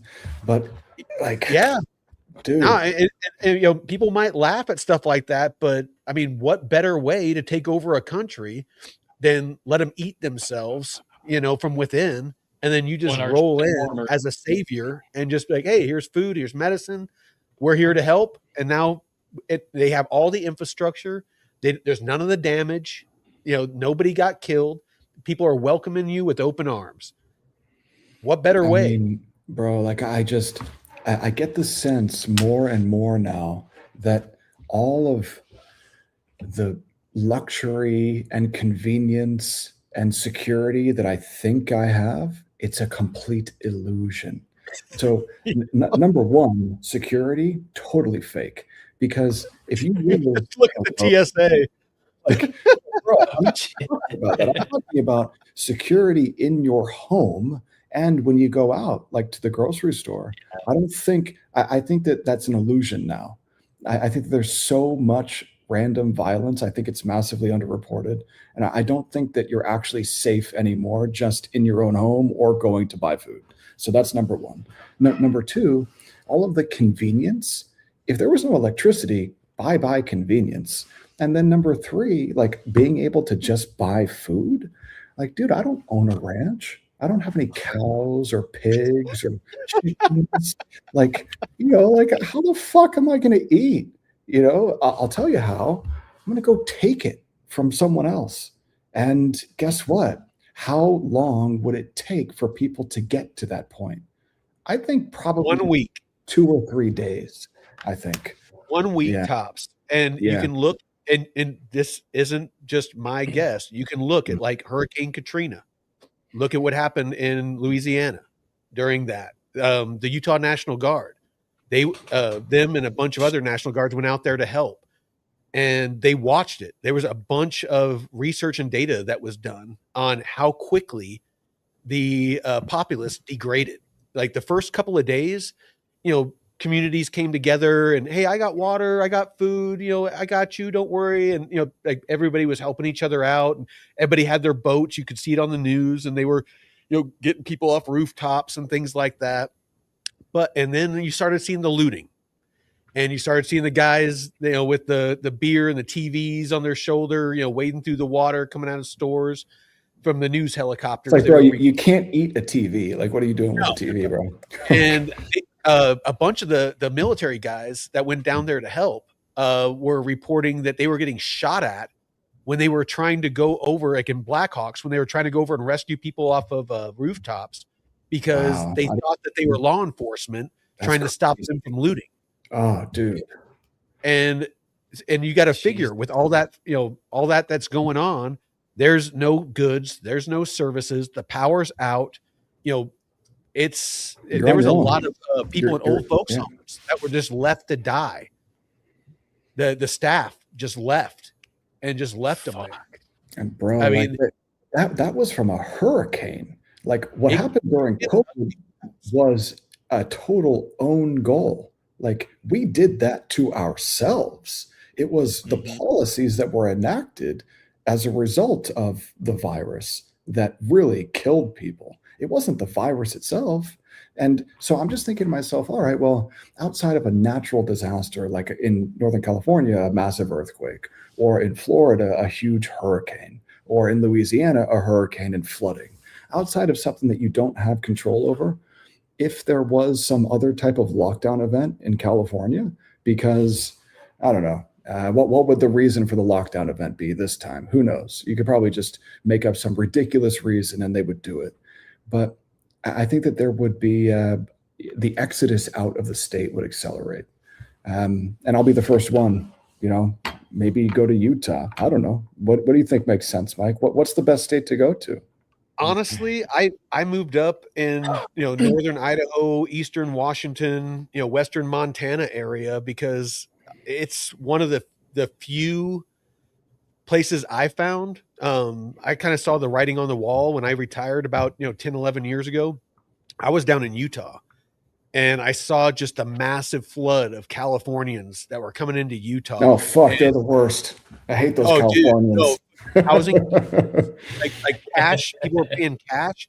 My 274,000, like I had just over 5,000 square foot house I had built. I had a big house, man. I had it. Oh, dude, everything that you were supposed to have to be happy, I had it, and I was miserable. Yeah. I had this massive house. I had the freaking Malibu wake setter ski boat and the truck to pull it. And I had all of it. I had a couple rental properties. I sold it all because I was sitting in that huge house after I retired out of the military, and I was miserable. I was working at a coin shop, doing precious metals and grading collectible coins. Sold it all, moved up here. I did a bunch of road trips though. I went through Montana, I went through Idaho, I went through Washington, and I was just like, where are the places that I align with the people and the values? Where is it where people have the old school skill sets, like, raising animals and, gardening and, just they, just kind of have that close knit community and as remote as possible. I want to be as far away from any large population centers as possible. And that's how I landed here. Yeah, man. Well, yeah, the only thing is I can't exactly like meet any women out there alone on a ranch, like honestly, I have better I've had better luck up here than I ever did down in Utah. Nice, man. Yeah, but finding a good one. Again, I don't care about being single either. So, yeah, I want kids though. Like that's the thing. Like I think about that a lot. Yep. So. Right here, honestly, dude, I've seriously thought about if I wanted to have a kid, I would just do one of those surrogates. Just pay somebody 10, 20 grand. It's a lot cheaper than having to deal with a baby mama that you have to give child support to or something like that. Have your own kid. It's your kid. You can, for the most part, choose the genetics of the mom. And, it's then you don't have to deal with any of that shit. There's some other weird dude isn't going to be raising your kid because your wife decides to leave you or some shit like that. Because your wife can go cheat on you. She gets full custody of your kid. Other dudes raising your kid. Screw that, dude. So Mike, do you guys ever? Okay, so on social media, sometimes on my feed, I'll get shorts of like women in other countries. Okay, and women in Eastern Europe. All right, like young women in Eastern Europe, like in their 20s. Yeah. The things that they talk about on social media are way different than the things that I hear Western women talk about, where it's like Western women are talking about, I want to be a girl boss and, like I don't want to have to compete with my wife, bro. Like, I don't want that. I want a female woman. Like, I don't want to have someone who wants to be a man, like. Yeah. That's where the feminist movement really did everyone wrong. Especially the women. It's like, oh, you can be your own boss and like be the alpha and the executive. And it's like, at some point we need these roles. Right. Yeah. There are gender roles for a reason because women are different from men. We like different things. And you start pumping into the mind of young girls that they should try to be like men. It's stupid, man. And that's how you end up with, a generation of young women who are 30 or in their early 30s with no kids. The masculine and feminine energy, they complement each other. It's throughout different cultures. You got the yin and the yang, the masculine, the feminine, just whatever you want to call it. But the feminine energy is nurturing and supporting. It's traditionally they gave they made the home. I mean, it's like a guy can build a house. I mean, I built my house, but a woman turns it into a home. A woman, makes it to where it is inviting. There's that, positive energy to where a guy can go out in the world and hunt and gather and do battle and have a place to come back to where he can take off his armor. That's your peace. Right. And, that's breath. She's like your peace, man. Society, dude, is men have no place like it to express, being a man, and then a place to come back to where they can decompress. They just build and build and build until they go on these, freaking, violent sprees, we'll call it. Yeah, I think the going postal thing, I think that's some type of like new age mental disorder or something.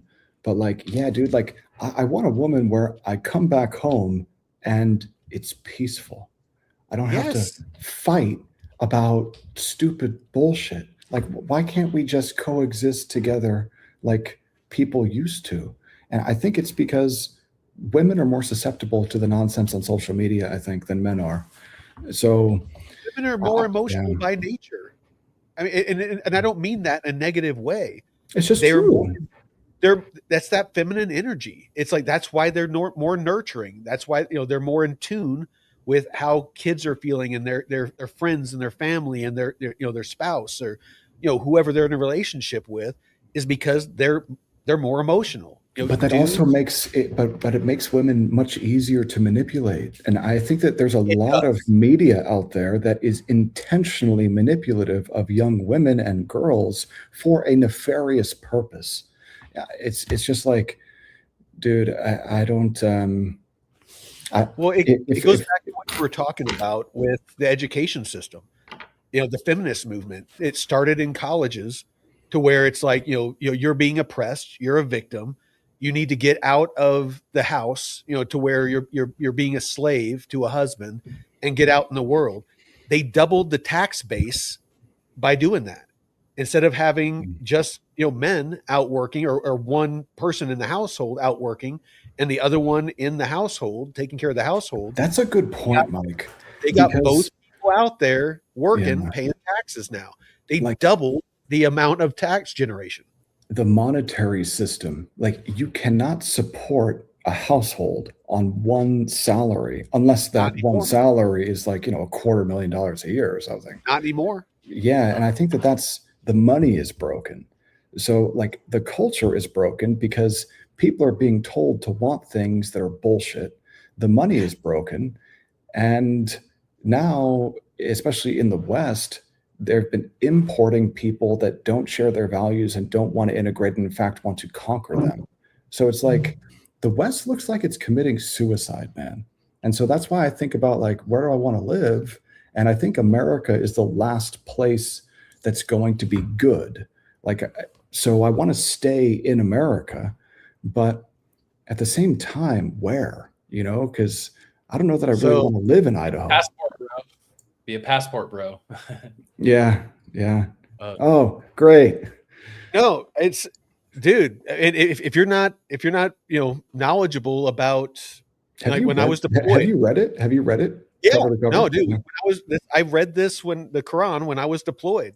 It's, if you want to, you need, it's, goes back to Sun Tzu, know the mind of your enemy.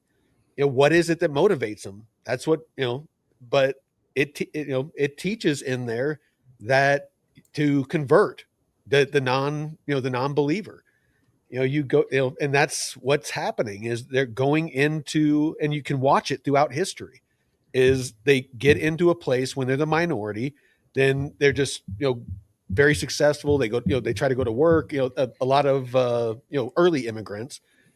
And as they become a larger and larger part of the population, they start to demand more and more, like the Sharia law, and having their own considerations where dogs are considered dirty. Don't walk your dogs in this area, because this is a Muslim area. It has to be halal. So that is totally incompatible with the West. Exactly, but they're not looking to be compatible. That's what I'm saying. I know. The majority of them, not all. I never deal in absolutes, but the majority of them will, that's what they're looking for. Is they're looking to convert everybody, and if you don't convert at some point, you're forced. Look at around the world. Look what happens is, Christians, they're murdering Christians in droves in a lot of Muslim countries, and it's not even on the news. Yep. Yeah, man. The difference now is that, anyone who tells you that this isn't happening, it's like, bro, you can watch it on video. Like, this stuff is recorded every day. Like, just open up your phone, go to X, and in any European city, you can see horrible things happening every day. And the same thing in some American cities too. Dude, people want to bring up stats in the U.S. I just found out the other day, Middle Eastern ethnicities are labeled as white in statistics in the U.S. Yeah. And so that's why they talk about white men. that are committing rape and all these other things. Sure. See some of the shots and the police profiles are like, oh, white man. There isn't dirty, pieces of crap that do that of all races, but it goes to show you that. But it's coming mostly from one group, okay? And like, you got to be able to call a spade here. Like, you can't be afraid to call out the truth because you think some asshole is going to call you a racist. Oh, no, I don't care about that. I'm just about data. And whenever you have to understand how the data is collected. And in this case, it's not accurate.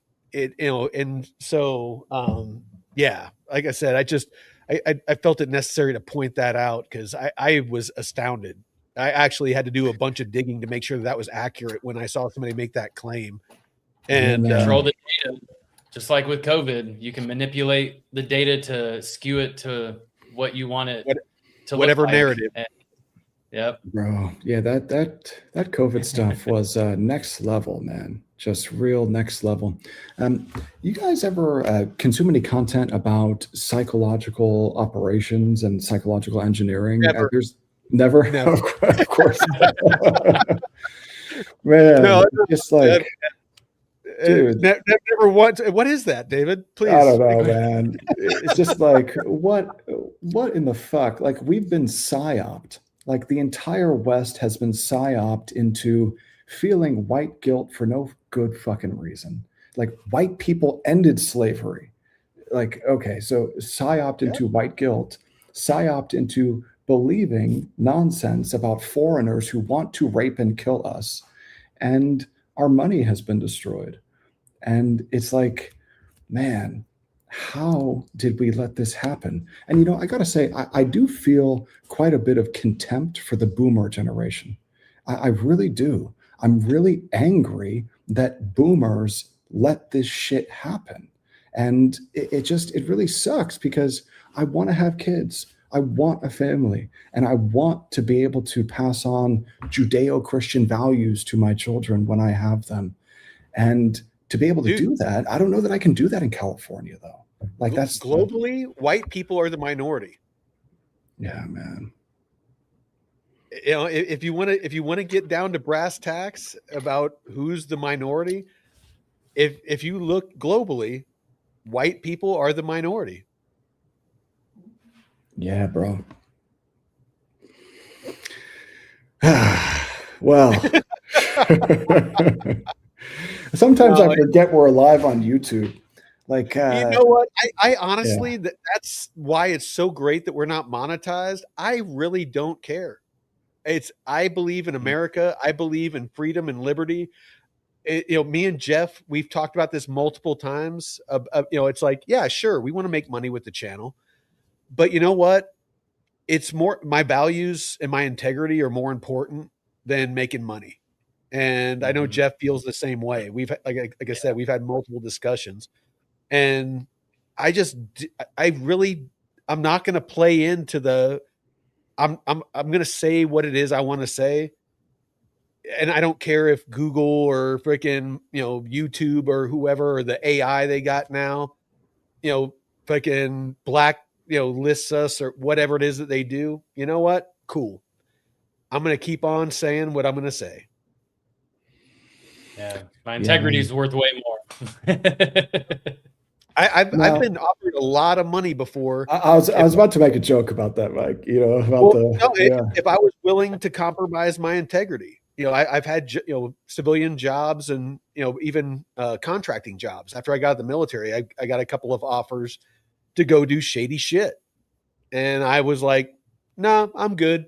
But it was, multiple 6-figure freaking salary with bonuses to, go do shady shit. And I'm like, that's the thing. Maybe it just wasn't enough money. So what's the number, man? Like, there is no number. So there's no number that's going to get you in a back room with Diddy on camera doing some weirdness. No number that's going to do that. Nope. That's right. It's to me, that's what makes a man. And not to say that I'm perfect. But to me, integrity is what makes a man. If your word doesn't mean something, if you don't stand for something, and if you don't know what your left and right limits are, then you're not a man. You know, so what are you going to do? Bought for any price. So what are you going to do when you die and you're standing in front of your maker and he asks you about that Diddy party? And he's like, hey, man, you were sucking a dick in the back room. Hey, $12 million. I'm gonna tell him. I'm gonna be like, hey, no, you presented that opportunity to me. I thought that's what you wanted, man. I'm supposed to have my twin. I baby oiled up and I jumped in the pile. There is no situation, man. Like, oh, dude. And I think it's an important thing to learn from those around you too, because like with relationships and stuff, I saw make eye contact. Yeah. You know, I saw when I lived with my brothers and the way that they handled relationships and, you know, the females that they were engaged with, I was like, I don't want to be involved with girls like that and promiscuous. And, you know, now they're, you know, married and with kids and completely changed. But when they were single, I mean, it was game on. And I was like, you know, that's just, I don't want that. I don't want that drama, the hassle. Like, it's just not worth it. No matter how good it is, it's just not worth it. You know, that's like with the money, you see all these people getting compromised and, you know, oh, well, you were at this party or on this island or in this situation. Like, no, fuck that. I don't care how much it's worth. I'm not going to deal with that headache or drama or potential, you know, doxing later on. Because it'll be held over your head for the rest of your life. And even if no one else finds out about it, you know who knows? You do. It's more than that. Yeah. True integrity is doing it even if you think you're never, like, not doing it even though you not doing it even if basically if you're like, no matter if people are watching, I know what you're saying. If people are watching or not, you just don't do it. If you think you're going to get caught or not, you just don't do it because you know it's the wrong thing to do. That's the bottom line. And I mean, I have never once cheated. I've lied before. We've all lied. I mean, you got to, but only when it was necessary, you know. But, well, there's situations where you gotta lie. Like, does my ass look fat in this dress, baby? You look stunning.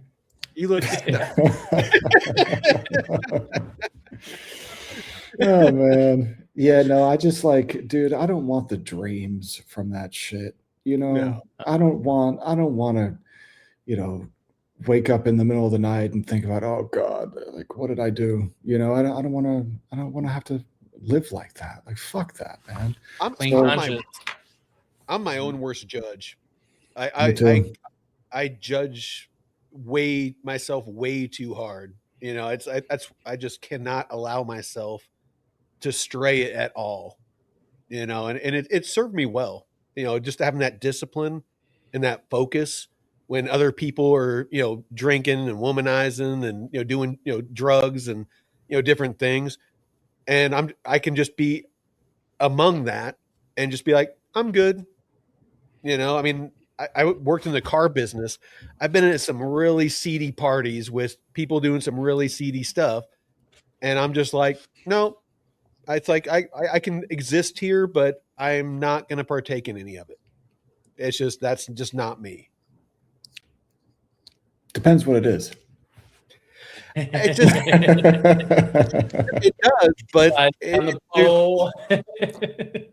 no, I mean, you can have fun, but I cannot bring myself to do things that make me lesser or that make someone else lesser.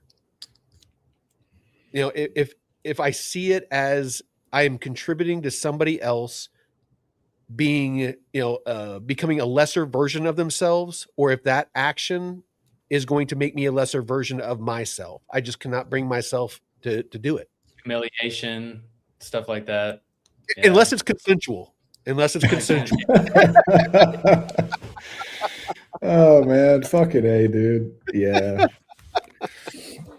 I don't know. I just I like the way that I live, like I don't have anything to worry about. Like I don't do wrong to anyone. All I do is provide value and I love my job. And I just want to be able to provide value to more people for free. Like this is what I want to be able to continue doing. And so that's why it bothers me so much where I live, because I think about what happened just a couple of years ago and what could happen in the future. And it's like, man, I won't be able to continue doing what it is that I love here, I don't think. And I think about that way, way, way too much. But I don't think there's much to do about it, though. Like what can one person really do? I don't know.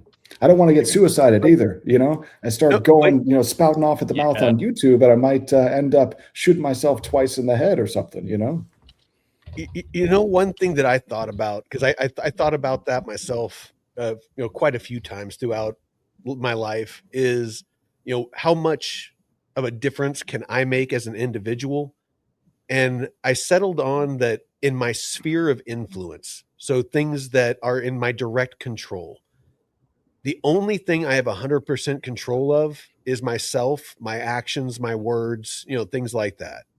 And so I try to live in a way that I feel is honorable, and hopefully it serves as an example to somebody, because usually actions speak louder than words. You can preach at somebody all day long, trying to tell them what you think is right. But if you just live a good life, I mean, look at Jesus. If you believe in him or not, if you're a Christian or not, he's a historical figure that lived according to, scripture, a very humble life, a very giving life. He was, trying to make the world a better place. Look at how much he influenced. He was basically a homeless person back in the day. Look how much he's influenced the world, both positive and negative, depending on how people used it. But overall, he taught charity. He taught forgiveness, things like that. That's what all we can do is, that's the big, life hack is live.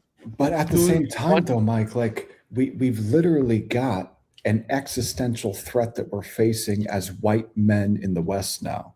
And it's being perpetrated on us by our own fucking governments, bro. Like, so what are you going to do? Right. That's the point. What are you going to do? Move out in the woods and become self-sufficient? No, I mean, I like gold, silver, and crypto. Yeah, man. It doesn't sound like a bad idea, but at the same time, though, I think it's an abdication of duty. I think that we have some type of duty to do something about it. And you know who's not doing anything about it? All of the white people in Europe. They are not doing anything about it, except for those in like Poland and Hungary.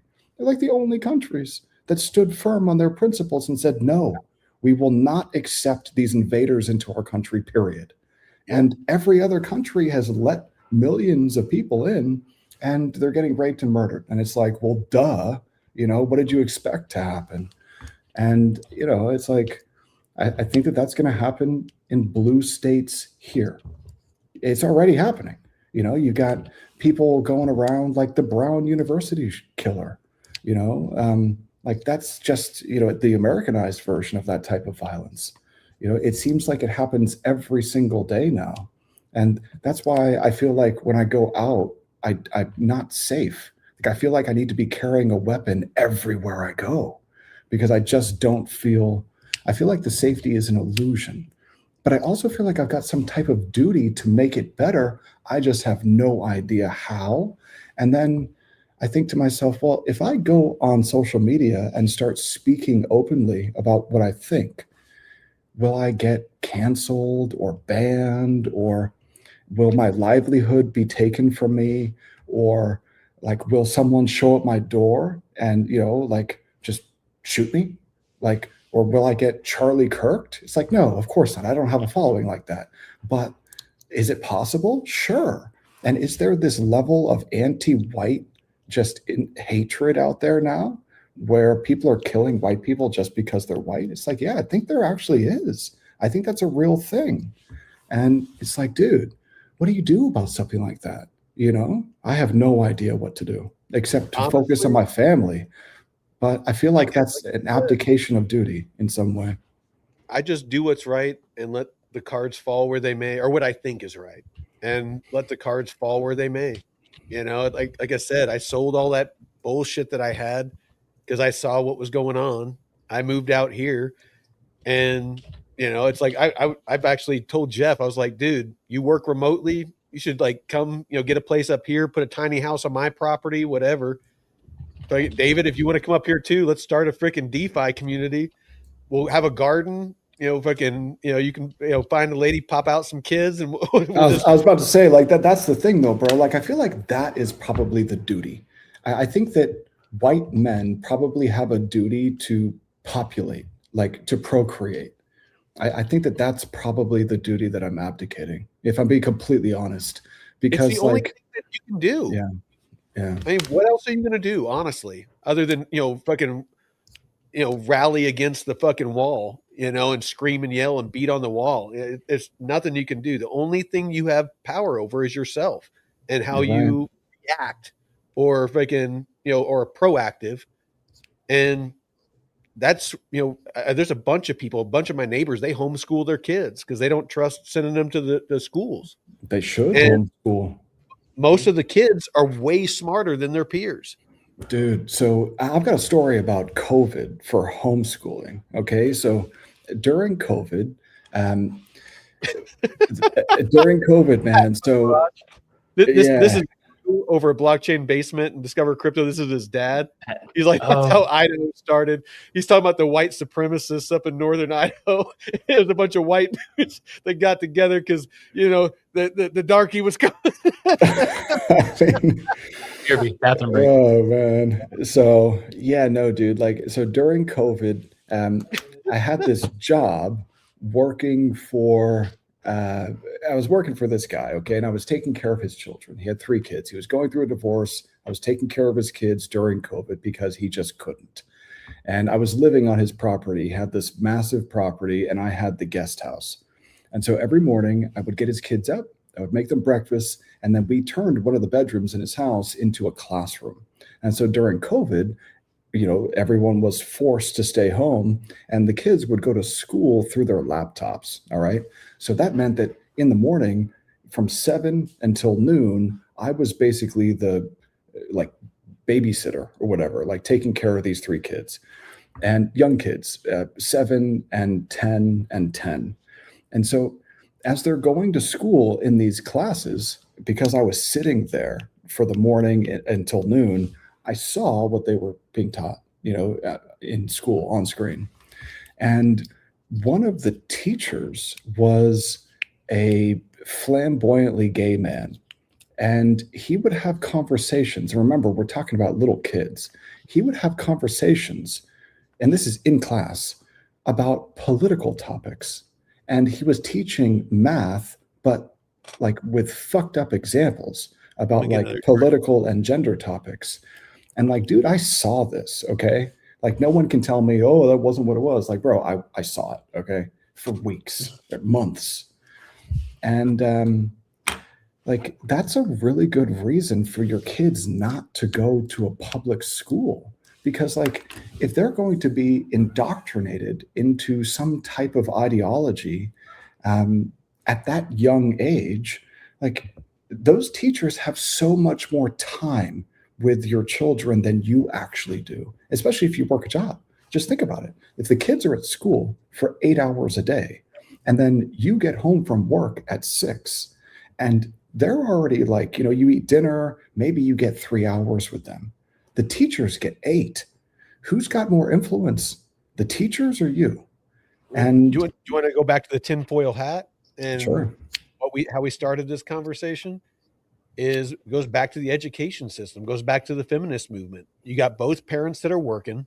You have kids that are only being raised by social media, their peers who are fed on social media, and the left-leaning teachers that are feeding them the propaganda. It's just this pure freaking uninterrupted freaking indoctrination of a whole generation. Yeah, man. Yeah. And it's like indoctrination into the most toxic bullshit. Like, this ideology, man, is really like a pernicious virus because it gets into your brain, and then how do you get it out? Once you start believing all of these nonsense ideas, then it's really difficult to actually function in society.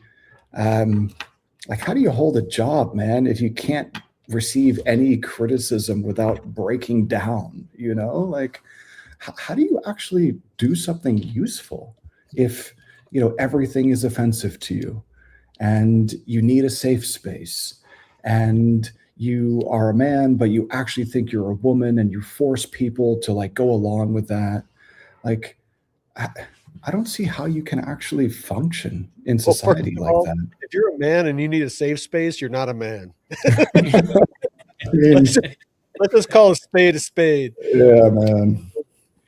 But yeah, we need to have like Jay and Deadwood, and like one of these Friday episodes. We need to like get a good panel of people on here, for drinks and these combos, because for entertainment. Dude, I live for these Friday shows. The two shows I enjoy the most is probably these Friday shows, and the Wednesday shows with you and Jake, and then the Monday shows with Taylor and Jeff. It's just, I really enjoy the diversity of the conversations, because the Money Talks is all about wealth preservation, and like wills and trusts, and just traditional finance, just different vehicles to real estate, and because Taylor has the law firm for wills and trusts, but also has title companies for real estate and stuff. So he's very knowledgeable on that stuff. And then of course you and Jake with the DeFi on Wednesdays, and then of course Jeff, me and Jeff, a lot of times it's just me and him, having drinks and just shooting the shit on Fridays and decompressing from the week. I think people need this. Guys need a place to hang out with other dudes and talk shit. It's healthy. It's how dudes vent. Guys can sit in the same room, not know each other's name, be calling each other cocksuckers and mother effers and whatever else, and just making fun of each other relentlessly. Don't even know each other, and they'll be like hugging each other at the end of the night and still not know each other's names. It's just it sounds great to me, man. Press. Yeah, man. Yeah. I think that sounds like a good time. Having more people on the calls. Maybe when we start speaking more openly like this, maybe we'll just start to attract the people who agree. And, it could be true that most of the country agrees that, you shouldn't have men in the women's bathroom, and there are two genders, and, Islam is incompatible with the West. And that we should not be fighting each other over race. And I think that we probably have more in common with each other, especially people at the bottom. I think we probably have way more in common than we have, differences. I don't know. I think that it would be great.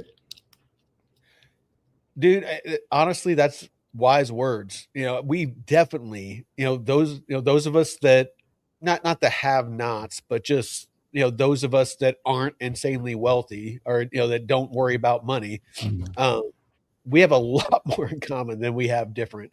And the more that we allow, like in social media and the news and governments and those in power to keep us divided and fighting amongst ourselves, the less that we're paying attention to what they're doing.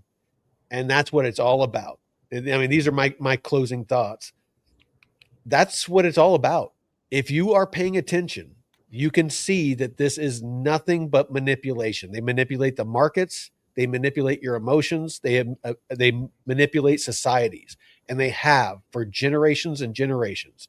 Those in power rely on keeping us on the hamster wheel producing so that they get richer and more powerful. That's how it's always worked. If you simply crack a history book, and you'll see this simple truth. So stop fighting amongst yourselves. Start realizing that it's not us against us, it's us against them. And I'm not saying in a violent way. We need to come together and we need to demand that things run the way that they should be run, to where they govern, they leave our freedoms alone and allow the cards to fall where they may. Will things be perfect? No. But we'll have our liberties, we'll have our freedoms, and we'll have the chance for a better life for us and our families. That's what it's all about. I don't care about Lambos. It's about having a dry, warm place to sleep at night for you and your family, food on the table. Everything else is gravy. So I'll get off my soapbox. David, closing thoughts. Closing thoughts. Oh man. Well, we talked about so much. Maybe I'll just bring it back to like crypto and DeFi for a second. I mean, yeah. I mean, like, I don't know, dude. I think that I think America is the best place to be on the planet. I think you know, we have here a constitution that, if we followed it, you know, would probably result in maybe not like a paradise, but a hell of a lot better than what we are doing to ourselves now. Yeah, I just believe in live and let live, man. And I do not like the tyranny of 1,000 cuts here in California. I do not like that when I go to the grocery store, that all of the people around me suddenly look a hell of a lot different than they did 5 years ago. And I look, you can call me whatever you want to, dude. Like, I don't like that. Okay. Like, I don't feel safe with that. And I just don't want to keep seeing senseless murder every single day committed by foreigners on American soil. I don't want to see that anymore. And I think that what Trump is doing, deporting people, like, he's not doing enough. I think if we're going to have a shot at having a country, we need to have borders, and that means that if you're here illegally, you're going to be deported. And I think that we need more of that. And I think that the next couple of years are going to be great. I think that, you know, even though next year, 2026, is a midterm year, and those are typically down years for markets, it looks like as long as that QE, not QE, actually ends up working, maybe Bitcoin will find a bottom. You know, maybe it already has bottomed. You know, it could actually very well have bottomed. Maybe 75K, it sweeps the low and then pushes back up. But I think we're going to see some great stuff with AI. I think there's going to be next year some really amazing stuff. We're going to have some type of breakthrough. There's going to be some type of ASI or AGI breakthrough. Everyone will get all excited about that again, pile back into the AI trade. And I think the future is very, very bright, but it won't be if we allow communists to take control of the levers of power here again. And so that means we got to get out and vote. And yeah, man. But I think the future is super bright. Like, we've got so much to look forward to. But we can't ignore the fact that there are certain things being done to us that, you know, we can't stand for. And you know what? You can call me a racist all you want, bro. I don't care anymore. I don't care. You know, like, you can call me whatever names you want to. I'm going to do my best to speak the truth as I see it and let the cards fall where they may. I like that saying, Mike. So, but I think the future's super bright though, bro, for sure. So that's what I got. Nice. Jeff, take all the time you need, brother. What's your closing thoughts?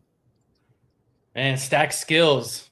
Learn as much as you can. Even when my downtime between my contracts, I'm learning. I'm, you know, practicing on all kinds of things, my hobbies and shit. You know, just trying to learn and absorb as much as I can. And trying to better myself. I'm not just sitting here all day watching Netflix. I'm teaching my friends about crypto and health and wellness and, you know, stuff about politics and shit that's going on in the world that might not be great. Like the whole Minnesota Somali thing, you know, people taking advantage of the system. It's like, you know, you can use these things as a tool, but if you're being reliant on all this shit, it's not good. just having conversations with people, not getting triggered by disagreeing with them. Me and my aunt and uncle have not heated debates, but we don't always agree. They're super far left, and I don't agree with most of the things that they agree with. So, but we have good conversations, and we're not yelling and screaming, and having that as a skill is very important. Like we were talking about earlier, being able to not fly off the handle if you just disagree with somebody and just say, no, fuck you, I don't want to listen to you. It's like, okay, well, maybe there's something in there that might convince me, maybe not, but being able to listen to people and sit there with them and, is a skill in itself. It might not always be the easiest task, but, and try and do what you can if you do have a family, to provide for them and to find a better path forward. And if you can homeschool, man, homeschool them. If you can't, maybe, I don't know, spend as much time with them outside of school, teaching them things that kind of go against the traditional system that might benefit them more. If you have to put them in school all day, there's no saying that you can't sit with them for 3-4 hours at night and just talk to them about your beliefs and how you view the world and just have conversations with them. A lot of kids, they might not understand a lot, but they're not stupid, unless you raise them to be ignorant. But some people are just genetically stupid. Let's be honest. Yeah, I mean, I lived in the South, man. There's some pretty the hillbillies run strong. when the eyes are a little too far apart. Oh yeah. So I can't. That's one thing I've told my friends. I'm like, I've seen some women, they're pretty, but if the eyes are too far apart, I just can't do it. There might be some cousins in there or something. Yeah, and learn from people. And I say that like I was born in southeast Missouri on the border of Arkansas, so yeah, I am from hill people. So yeah, I'm definitely not talking down to hill people. And spend some time around people that have different views, different backgrounds. Go see if you can travel around the country or even the world. Just get different views, insights, and learn from those around you.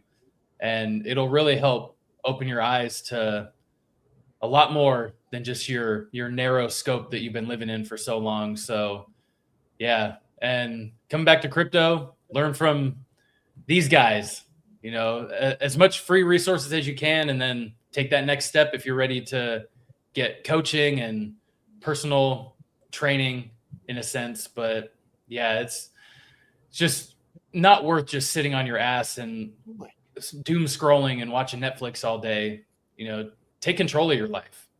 Don't just let life control you, and you'll be better off. Life is good if you're doing life right. Honestly, it's the people that I usually see that are miserable are the ones that are on that hamster wheel. Just that never-ending hamster wheel with no end in sight. Figure out the life hack. Figure out what you want out of life, and figure out the shortest path to get there. That is how you're going to find happiness in life. It might be a Lambo and a mansion. It might be a cabin in the woods. Whatever your paradise is, or your passion is, figure that out. Figure out the shortest path from A to B and make that shit happen. Make sure every action you take in life gets you closer to that end result. And that's it. It really is that simple. So, gentlemen, that's some fire advice right there, Mike. I like that. That's I can't put it any more simply. You know me, I'm a pretty simple dude. I'm not the smartest guy in the room, but I'll break stuff down and I'll understand it enough to break it down into a very simple way. It's a trick that you use in the military, because you're as an instructor, you're teaching people of every spectrum of intelligence. Visual learners, audio learners, people that have to do it to learn it. Some people are super smart. some people not so smart. You have to teach, to the dumbest son of a bitch in the room, is what we used to say. So, it's otherwise you're only talking to part of your audience. So anyway, I'm buzzed. I'm going to go and have a couple more drinks and pet my cat and watch some TV and zone out. So, gentlemen, thank you so much. I love these shows. David, thank you for showing up as always. Hell yeah, man. It was great. I fucking love this, dude.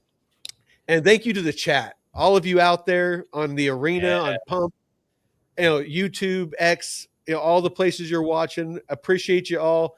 Hope you join us next Friday. We'll be doing this again. And until next time, Veteran Crypto out. Peace.